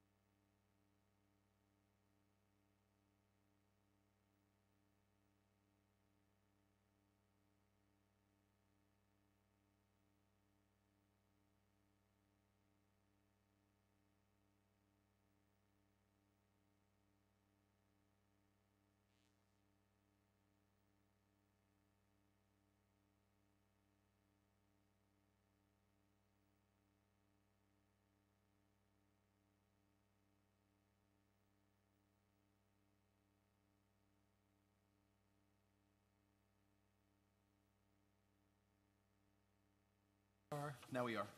We are back on the record at 9:07. We continue to discuss the item number 8 and the signage regarding the proposed Kentucky Fried Chicken building. While we are on recess, I had a brief conversation with the applicant who had another possibility that is for consideration. I'd like to ask Mr. Pope if you wouldn't mind coming up here and just sharing with everybody possible solution. 850. The idea that I had sitting back there thinking about this, kind of, instead of 4-foot cut, cutting that stripe at the bottom level of those awnings. So not effectively half, but a pretty significant cut, so that you get mostly stone from a pedestrian level. But then I would still get that feel of that tower that I'm going for. Would that necessitate adjusting downward the size of the kernel and the head sign, and the just to make it fit? Significantly lower. I would shrink that thing to fit on what's left of that stripe, absolutely. So that's another possibility as a way to put a proposal to council as a recommendation. Recognize that if, whatever we recommend, council will revisit it. But that is one way of dealing with this issue that is proved complicated. It doesn't speak to the number of signs, but it does speak to the red and white. And it does speak to the overall signage, the square footage of the front signage. Don't know that that would bring it down within the allowable amount, given how narrow that front is, but it would be a reduction from the current, what was it, 86. How high do you think those awnings 86, are at the yeah. bottom of them? what's the question? How high the 8 awnings to are 9 at the ground? feet. If that door in that perspective is a 7-foot door, another foot and a half to the bottom of the awning, Okay, so- absolutely. So that's roughly, I don't want to be precise here, we're talking about roughly proposing that the red and white if there's a motion for it, the red and white could be reduced by roughly half from what you're looking at, which would necessitate as well that the kernel's head and signage below that be shrunk to fit in the remaining space. So the red and white would extend from the bottom of the awnings upward, as a proposal to consider.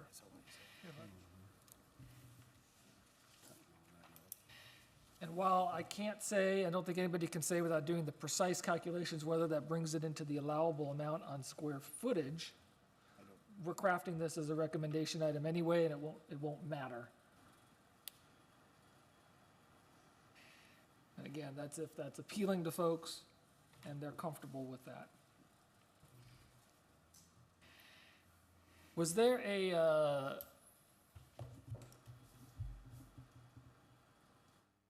actually a front view, a side view of the building that you could show, other than front on that we might have?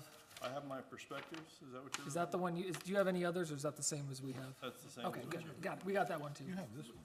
Yeah, we've got one that is, so you have two, right, everybody? You've got the sign, the one that's labeled sign, and the one that's labeled, the 3D views. You see the building at different angles, make sure everybody had the same thing. We're good there.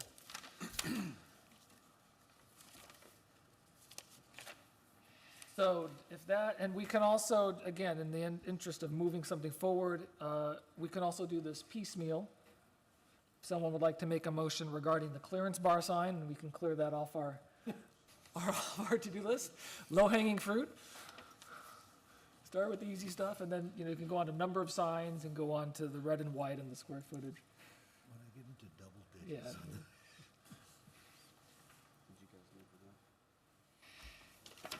I think so, it's a compromise. Thank you, Mr. Pope. Thank you.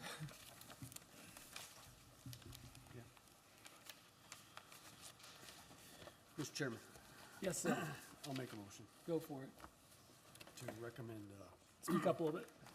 I'm sorry? Speak up. Okay, yeah, I'll make a motion on the action, a request by Charles William Pope, recommend approval of conceptual design plan for signs for Kentucky Fried Chicken Restaurant on a 0.865 acre tract of land described as Lot 4, Block 2A, Bandera Oaks subdivision.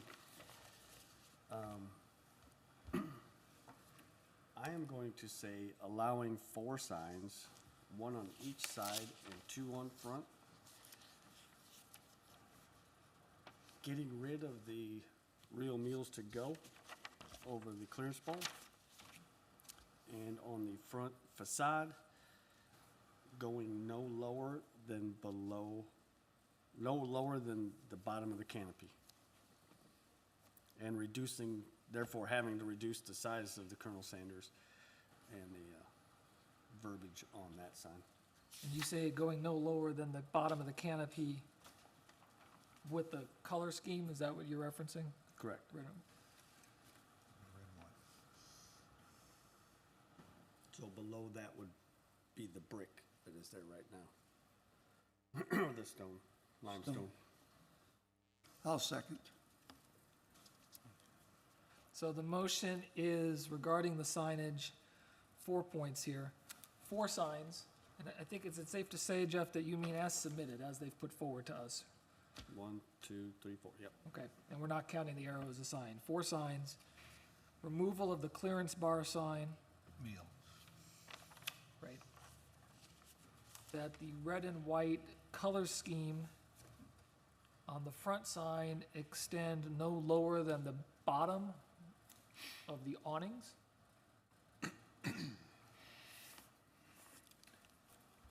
And that there, given that reduction, that the front facade signage, by which we mean the Colonel Sanders and verbiage below it, be correspondingly reduced. So discussion on the motion.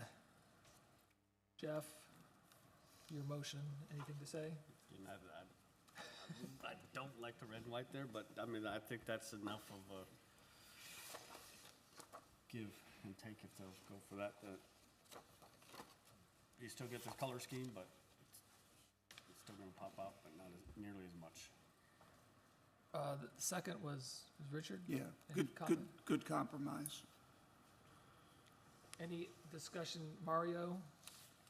I think it's a fair compromise. I don't like the red and white, but it is a good compromise. What else? So the motion is to recommend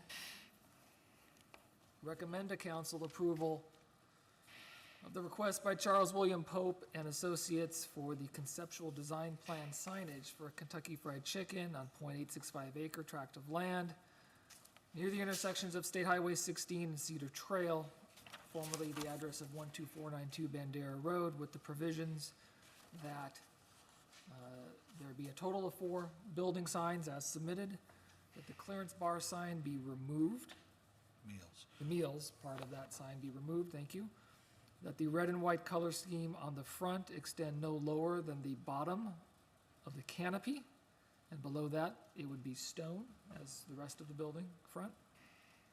And finally, that the front signage be reduced in size to accommodate the new scale of the red and white on the front. All in favor of the motion signal aye. Aye. Opposed? Motion is approved. This motion, this item will go to city council on September 14th? September 14th. So you should probably plan to come back. Thank you for your patience, and again, we commend you on the work you did on this.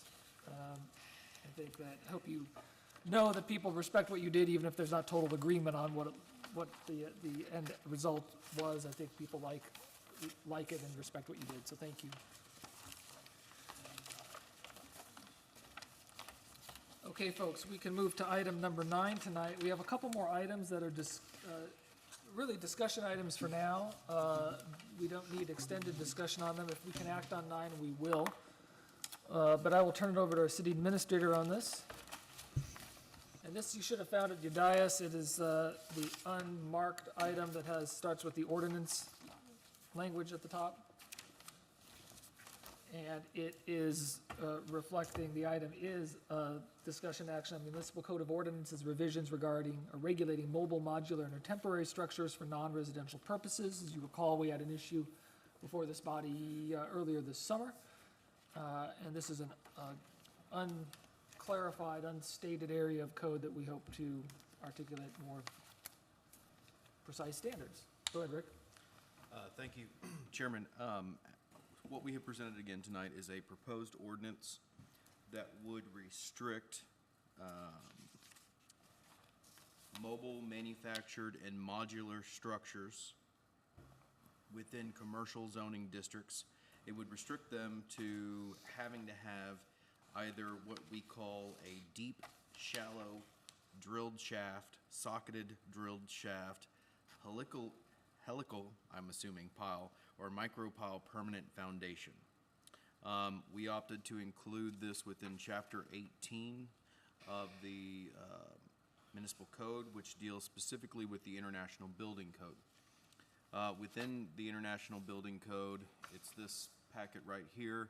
There is a chapter that references soils and foundations, and essentially it says, it dictates guidelines for how to construct a foundation appropriately. And so what we have done here in the exemption portion of Chapter 8, not the exemption, but the modification portion of Chapter 18, where you basically adopt the IBC, or the International Building Code, you can make exceptions or revisions or additions to that. And the underlined section, the 1801.3, is what we have added. So what it says is Chapter 18, soils and foundations shall apply to the following structures.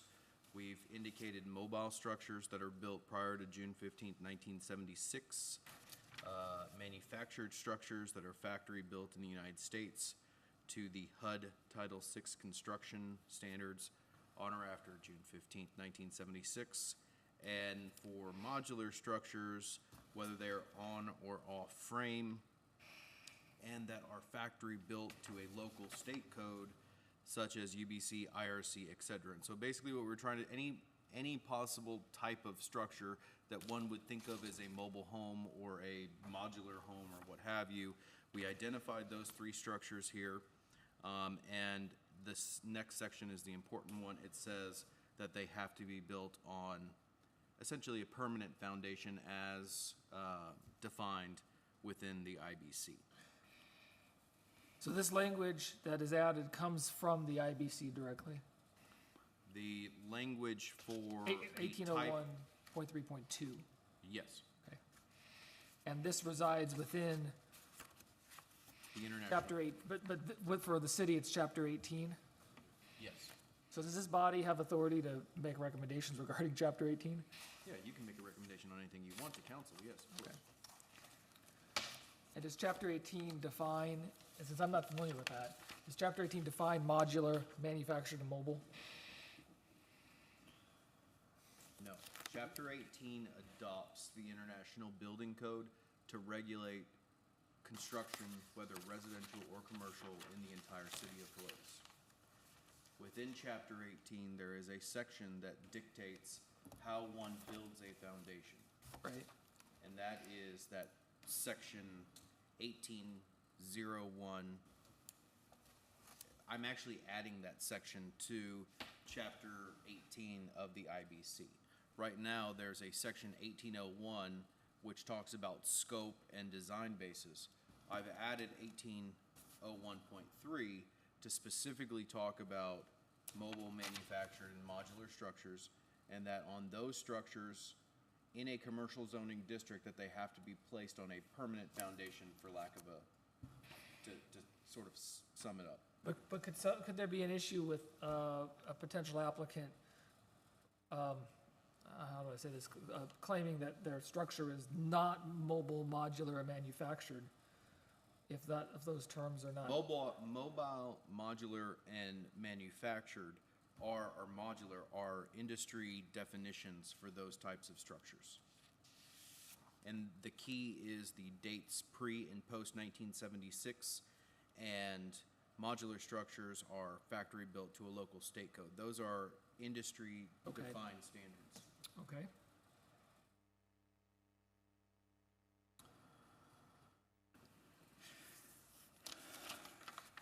Yeah, just to add, I had done a little research on my own on this matter and actually found an article by the Texas Municipal League, and it seems like it was actually vetted by attorneys. And it actually discussed that municipalities, believe it or not, have the right to completely restrict mobile structures that were constructed prior to June 15th, 1976, because that was when the HUD code kicked in, and before that, there evidently is some additional, or you know, the building codes that they were constructed to were, in some cases, significantly worse than the code minimum that they're, you know, HUD had approved, or that various state entities had approved, and so there seems to be some basis for just not completely disallowing that particular class of structure. I think there were some electrical fire problems, for example. They had kind of mentioned that some of the electrical work in those have been done very poorly, and were a life safety hazard. This would apply to only to new such structures in the city, right? This would apply to any of those three categories of structures trying to be placed in a commercial zoning district. So does it make sense, as Jason suggested, to pull out the first one, given that that's 40 years old now? And the likelihood of one of those appearing, Well, it does, but there's always that what if, and so I wanted to make sure that if somebody decided to pull in a trailer for whatever reason, that it would have to be placed on a permanent foundation. It would have to be brought up to code in accordance with the new IBC, Yeah. but I don't know if there's a trailer. I mean, I was just trying to plan no, for everything. it makes sense. It's just the question is, do we even need that category here Well, at all? somebody pulls up with a food truck, the trailer, they're gonna mount it as a restaurant. That could be it could be old. Nostalgic looking, yeah.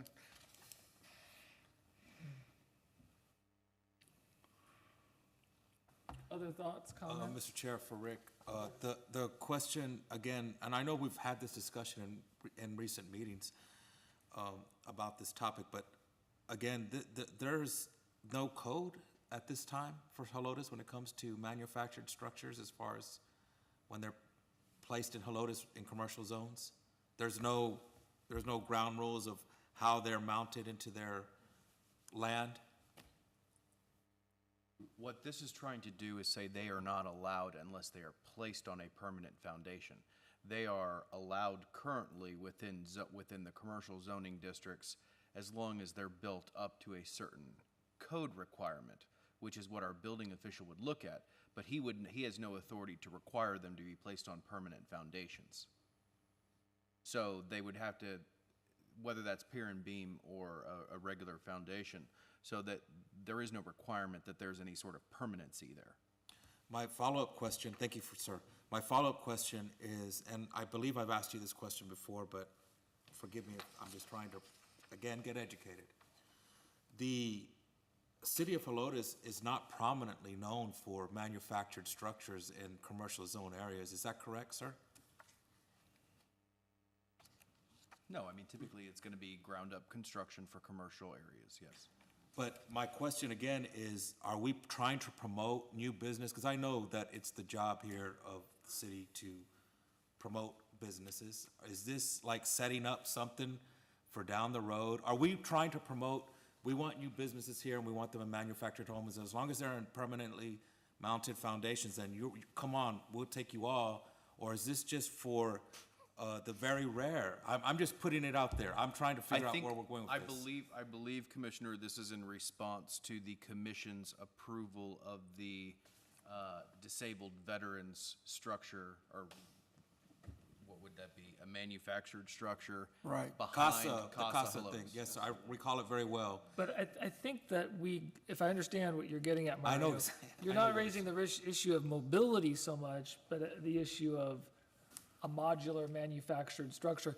We have the design standards that could be deployed in terms of assessing any type of structure. Is that correct?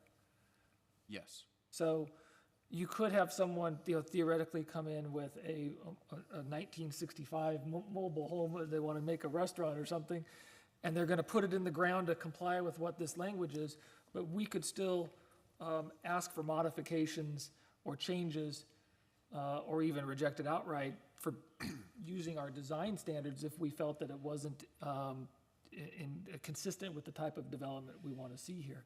That's But absolutely correct, Mr. Chair, what you're saying, and But the first thing, the reason why we did this was because we were presented with a modular home for a purpose that people were generally favorable towards, yet it was on wheels, right?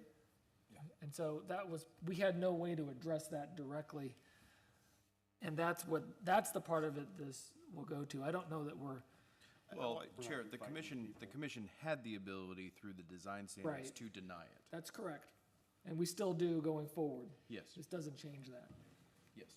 I just like that, I think if anything, this sort of, it doesn't dissuade people, but it does make it more difficult to do. Right, you can't just. Because wheel now, something. instead of doing what that organization did, which is bring in a trailer, it's still mounted on its chassis, but merely with a skirt around it.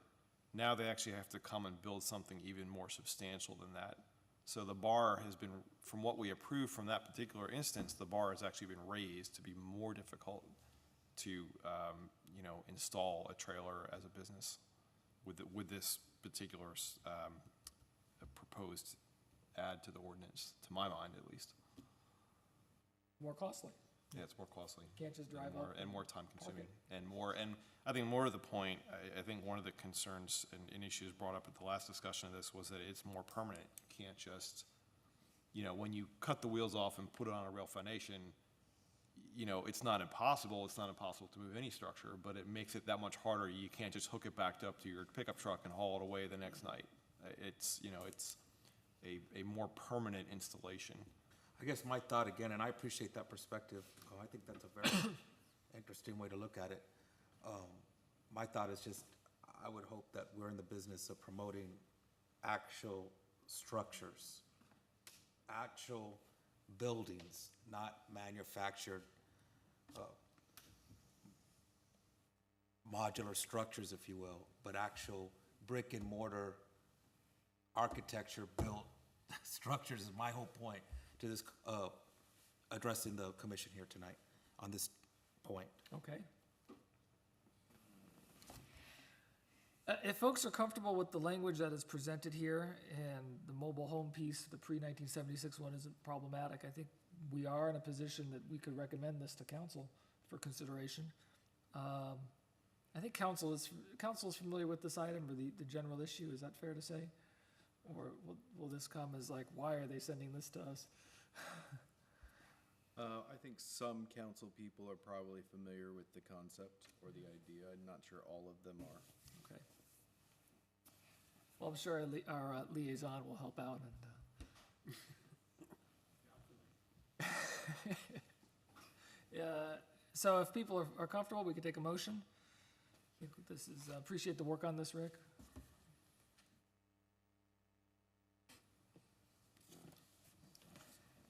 Mr. Chairman, I'm on a roll, so I'll keep it up Thank you. to, Get another slice of pizza.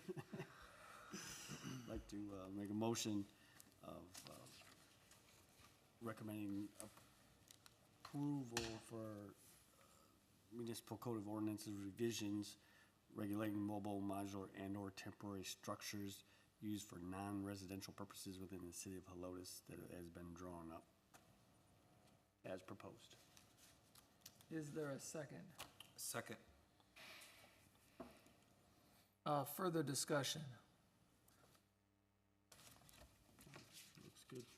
I think just to note for the record, the agenda item is slightly different than the caption for the actual ordinance. The caption speaks to manufactured, as opposed to temporary, but our intent here as the ordinance language is to talk about mobile, manufactured, and modular.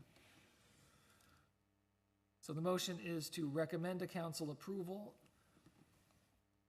of revisions to the municipal code of ordinances regulating mobile, modular, and/or temporary structures, that includes manufactured structures used for non-residential purposes within the city of Helotes. All in favor of the motion, please signal aye. Aye. Opposed? Motion is approved. and that will go to council in about 10 days. Last item for tonight, really informational at this point. As you recall, city administrator had brought to our attention that we ought to start rethinking the sign ordinance as a whole rather than piecemeal. We've done this on occasion over the past few years, once in a while, updating it, revising it, trying to ensure that it's serving the city, its residents, and also the businesses. We've had a number of issues before us over the past 6 to 8 months that have resided in a somewhat gray area, I guess you could say, within the code. And so, Rick, why don't you just tell folks what we have here as a way of introducing this project? This is item 10, by the way.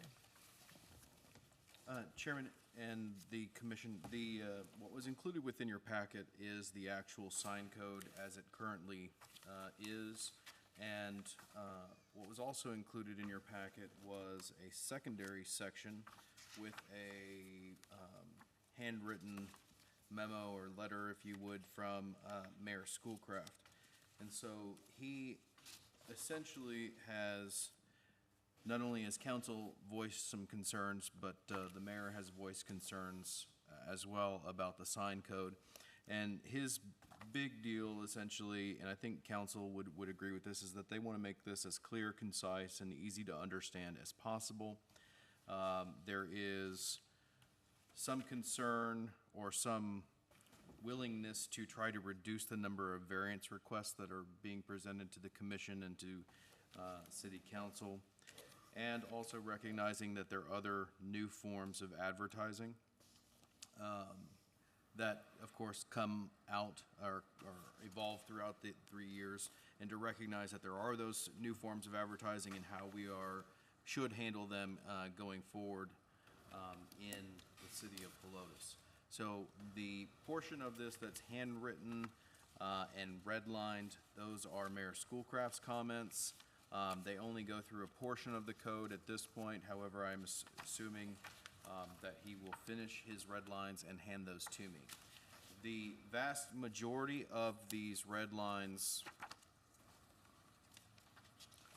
are grammatical and explanatory, I guess you would say. So I'm just going to go over quickly, if I can, just I think what I would consider the highlights of his comments and things that I would tend to agree need to be addressed by the commission and by council.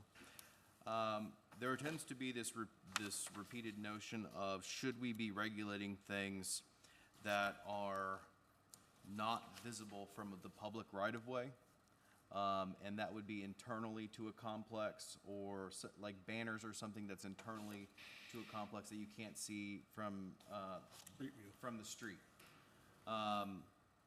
We currently do, in many instances, regulate those types of signs, and I'm not quite sure that we may be creating more of a pain and not really accomplishing anything by trying to do so. That is just an opinion I have. Of course, the commission and council may disagree with me. Can you give an example of what that would be? Banners internally to the Festival Association grounds, banners or something internally to a shopping center complex that you can't see from the street, which is kind of where people get the impression of their community by traveling around by vehicle. Those types of things. It's really more of like the banners and things like that you can't see from the street, so should we be regulating Like those? if you turned into Fat Guys and they have a banner above the garage door, that kind of thing. Yeah. Because it'd be facing the other way. Yes. I think another example that came before us a few months ago was a directional sign. I think it was for the Lutz Insurance Company, and it was like on the side of a building that was in a complex of several other rented right. businesses, That's and it right. was merely directing them to go, which entrance to use, and it seemed kind of, to me personally, it seemed a little heavy-handed that we would need to approve, a 1x2 arrow essentially telling you this is the door to use. I mean, it's. Okay. One of the other things that he put in his comments was for residential signs, 66-42. to possibly expand the scope for those businesses, those private businesses that do work on your home, and residents want to promote them to other residents, and placing like, job well done by such and such electrical contractor or something like that. Currently, all we allow is basically for rent, for lease, and for sale signs, and that's it. We have garage sale signs that we allow, but we don't allow them to be placed on public right-of-way at all, and so really you can just place them on your property or place them on your neighbor's property or somebody who gives you permission to place it on private property. But that was one of the comments that he had. The other thing is residential subdivision entry signs. Now, this was one of the things that I definitely want to address going through this is the mayor put on here, consider 12 feet. Where are you? What's the number? 66-9 at the bottom, it's section 66-43. He had put, consider possibly moving this up to 12 feet from 8 feet. I think the concern that I have is, for example, the signage in front of Los Reyes Canyons. It's very nice signage. Or the signage that's in front of Iron Horse Canyon main entrance, which I still believe is very nice signage, would not be allowed by code, because it's either too big, too wide, or too much square footage there. And so the concern is that we are not, and I know that this is difficult, we're not outright allowing a good residential subdivision entry sign because we're being a stickler on the square footage or the height. There are many instances throughout this community where we've had to go through variances for really nice residential subdivision entry signage. I remember going in front of, this was quite a few years ago, but the Elm Hollow signage that is in front of the apartment complex. I think everybody would agree that that is extremely nice entry signage for a residential apartment home community, but everything about that signage was in violation of code. So, Took a long time to get it through. and it did. So we just want to look at that going forward and see if there's a way to not make it so difficult for people that are really presenting good quality signage to the commission or to the city. Because remember, every time they do something, they have to pay money to get a variance for it. Now, it's nominal, I understand that, but I think the mayor's coming from, that's not really the principle of the Tying up matter. staff on. So the suggestion from the mayor is to raise the height but not the square footage. Yeah, but I think these are just quick Right, I understand. run-throughs, and so I'm not really sure that raising the height would accomplish what I think he's trying to accomplish either. Right. But do we not still need to address the issue, at least definitionally, that we've seen increasingly of late about, I'll call them non-sign signs, in which they're just sort of freestanding structures? And I think there's, Oh, no, I agree with you, and I'm gonna go over that. Okay, I think there's some, to me, some give and take of, well, if it's a tower without words on it, I can understand, why you'd want to do that. It could be a very nice feature. But I think on the other hand, sticking a giant sign on the top of that, 12-foot tower, maybe there's, it's a bridge too far. Yeah. And I think we've seen that, come before us, and yep. so. Rick, go ahead. The next section is banners. Section 66-44. I'm not asking for direction tonight because I don't think we're at that point yet, but I really need direction from this commission on how it wants to handle banners, how it wants to handle blow-up, what I consider blow-ups, which are those inflatables that people put in front of their business. We don't have necessarily a section of our code that would address those. Vertical banners or flags. I mean, all of these things are becoming very popular now, and I'm not saying that we should allow them, but you're just gonna keep getting hit with this over and over again. So we need to be really clear about what we are allowing and what we're not, and that's just it. I will say under the banner section, one of the mayor's comments was with regard to being internal to signage being internal to a complex. That's actually precisely why we added that item number 11, that says that section 66-44, which is the banners section, does not apply to special event banners placed within private property and not parallel or perpendicular to the public right-of-way or along property lines. We added that in there for everybody, but really, if we're being honest, it was for the Helotes Festival Association so that they could have carnival and put banners inside their property. So we did add that within that section some years ago. Going to site development signs, the next page. It is interesting, after I started thinking about this, the mayor made one comment about 12 feet on residential subdivision entry signs, and then you look at banners below it, and the height cannot be any higher than 12 feet. You go to temporary portable signs, it says can't be higher than 12 feet, and then you go to site development signs, and it says 8 feet. So I think there is probably some inconsistency in the sections of the code that I can't explain. I think it's probably because, these codes evolve over a time, and at one point that said 8 feet, and nobody really has an issue with site development signs because they're not permanent. Right. So there probably is some inconsistency. I can honestly tell you, going on the next section, 66-45, traffic control signs, or the one below that, traffic control and a directional amenity signs in master planned residential developments. I have never used those sections of the code in the last 10 years. So I'm not really sure they're necessary. But that's just my opinion. Going to page 66-14, which is, I'm looking at section 66-48, public institution, school, public athletic facility, non and not-for-profit, and church signs. Basically, every important section there refers to the type of the sign it actually is. So the question I would have is, do we really need that section at all? And just say, if it's a monument sign, it applies to all organizations regardless of what status they are. And those were some of the things that I saw in the mayor's comments that I thought were valid points. Going to, you can see that he stopped in his review at 66-51. There's still a couple more pages in that section.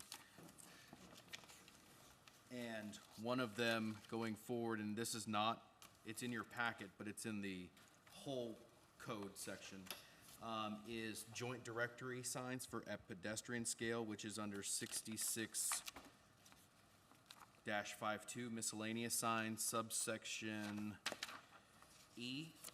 We've never used. Back on page 18? Yes, page 18 of the full code. We've never used that, to my knowledge, in discussing signage.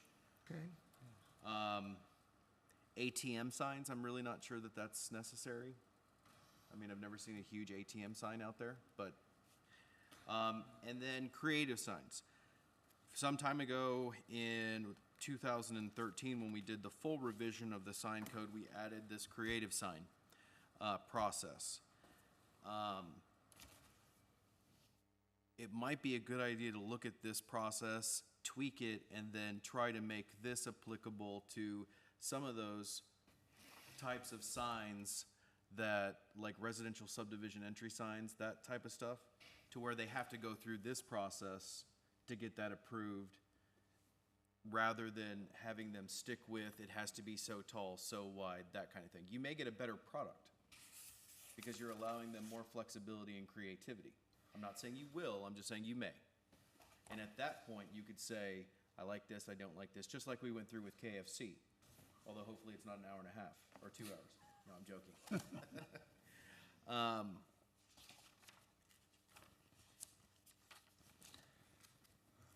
The last thing that I think is important would be the towers, columns, pillars, and spires. We'll probably take the term spires out because I think that's something on top of a column. But anyway, One of the things I was thinking of as I was going through this was, there's a difference in these types of things, whether they have advertising on them or whether they don't. Whether they're attached to a sign or whether they're not. But one of the things that seems to be everybody's concern is the height of the tower element. Well, in looking through the entire code, the maximum height that we have for anything that has advertising on it is 12 feet. That includes multi-tenant and single, it's just multi-tenant monument signage. If it doesn't have advertising on it, I would suggest something like 15 feet, because it isn't advertising per se, but it's also equivalent to multi-tenant signage on Bandera Road. Remember, multi-tenant signage can either be 12 feet per our code, or it can be 15 feet. If it's on Bandera Road, it can be 15 feet. So we might start looking at those height restrictions there. And a 15-foot tower is certainly a lot more, it's not as tall as a 24-foot tower. Obviously, that's obvious, but I don't think it's as Overpowering. overpowering is probably a good term. So I would like for y'all, if y'all would like, to go through some of the mayor's comments here. A lot of the stuff that's in the mayor's comments, I think, is relatively straightforward, and I'm going to incorporate a lot of these things redlined into the code that we present to you at the next month. Is council aware of the mayor's work on this, that No, this is? no, because it would have had to have been an agenda item at that point, and so it hasn't been. So what we will do is make sure that it's clearly identified in underline or strike through what it is. I think two things come to mind, and if I have to come to council, I will. I think it's important that the full council be aware of this ongoing work, because we've seen in the past that councils of many different minds on this issue and would like to not necessarily get direction, at least have them informed of what's going on, that we're undertaking this effort, so it doesn't just land on their desk in a few months and be like, what's this? Well, I think council is informed that we are going to, that P and Z is going to Are be they? doing this, Okay. yes. I would very There's much been like to. multiple discussions in front of city council about P and Z reviewing the current sign code. And we have received, not formally, but at a meeting, certain council people wanting certain things within the sign code. The problem is that they don't always align. So what I'm suggesting here is the things that make sense grammatically, or the things that are just clarifying things without changing the substance, are the things that we would change. That's easy, right? Yeah. I mean, I guess partly I would want to give other council people the opportunity to sort of share their perspective on some of this. Well, I can certainly well. email council and have them email me their comments independently. I think that would be useful. Even if they don't have comments, I think that's part of keeping them informed and giving them the opportunity. The other thing, and sort of bigger issue, not for tonight, is, we've seen this in a variety of ways and other issues as well as signs over the years. Are we better serving the city and the staff by having a very explicit, precise code, or by building in some flexibility? And, I mean, it's the same thing at work here. The more we allow the creative sign portion to do work, the more we allow for some flexibility to allow some nice signs. The more you leave open to interpretation, the more interpreting you have to do. And so that's that, and I'm not saying we shouldn't, but that's always the issue. And whereas if we're very explicit about height and this and that, then that's where all the variances will come from. So, I mean, that's just something to be aware of as we go through the review, in terms of how prescriptive do we want to be? Is it more advantageous to actually spell out fewer sort of red lines and then allow for more flexibility, or what? I think the one thing that is certain is that whatever we do, we will not have thought of about 25 other things that developers will bring to us and tell us about, So I think we just have to keep that in mind. Mr. Chair? Yeah. Question on, and I don't know if this is for you or for Rick, but when was the last time the municipal code of ordinances, was it adjusted or updated with the language? When was this written? The current sign code was completely redone in 2013. 2013, okay. So every few years, this comes to, for the Planning and Zoning Commission to take a look at it. So is that Yes. been the rhythm? It's been the rhythm, yes. That's my wording. Unfortunately, it's been the rhythm, yes. Gotcha. And the history of it is, it used to be the Architectural Review Board back in the day, but once that was cast aside, the science came over here, to which we are eternally grateful. And you see, some of this information is from other cities that we've incorporated in. Got it. So that's why some verbiage sometimes doesn't seem to go, because we took a whole page, and not the whole page was directly for us. Thank you. So I think what would make sense is, and I think Rick would be all right if folks take their copy of both the full ordinance and the draft remarks by the mayor to take a look at over the coming weeks in anticipation of at the October meeting, having perhaps a more formal document incorporating some of the mayor's suggestions. You'll have, in October, you'll have a full ordinance with red lines. So, and we will have the opportunity to perhaps do it in stages, so that the simpler pieces that we want to adopt, we could just 1, 2, 3, recommend those. And then if there are other pieces, like the towers, for example, or residential signs, that can be done at the next month. If I recall, in 2013, it took about 5 or 6 months for us to go through the sign code, so. Well, as I recall, Mr. Blue was on the commission back then, and that tended to slow things down. All right, thank you for that. That brings us to the end of our agenda. Thanks, Rick and Susan, for the Kentucky Fried Chicken work and for the food tonight. Can we have a motion, Ron, to go home? Mr. Chairman, may we have a motion to adjourn? Yeah, is there a second? Second. All in favor of adjourning, signal aye. Stand Aye. adjourned at, that really does say 9:53 PM, doesn't it? Yeah. Is that the Please turn off your light and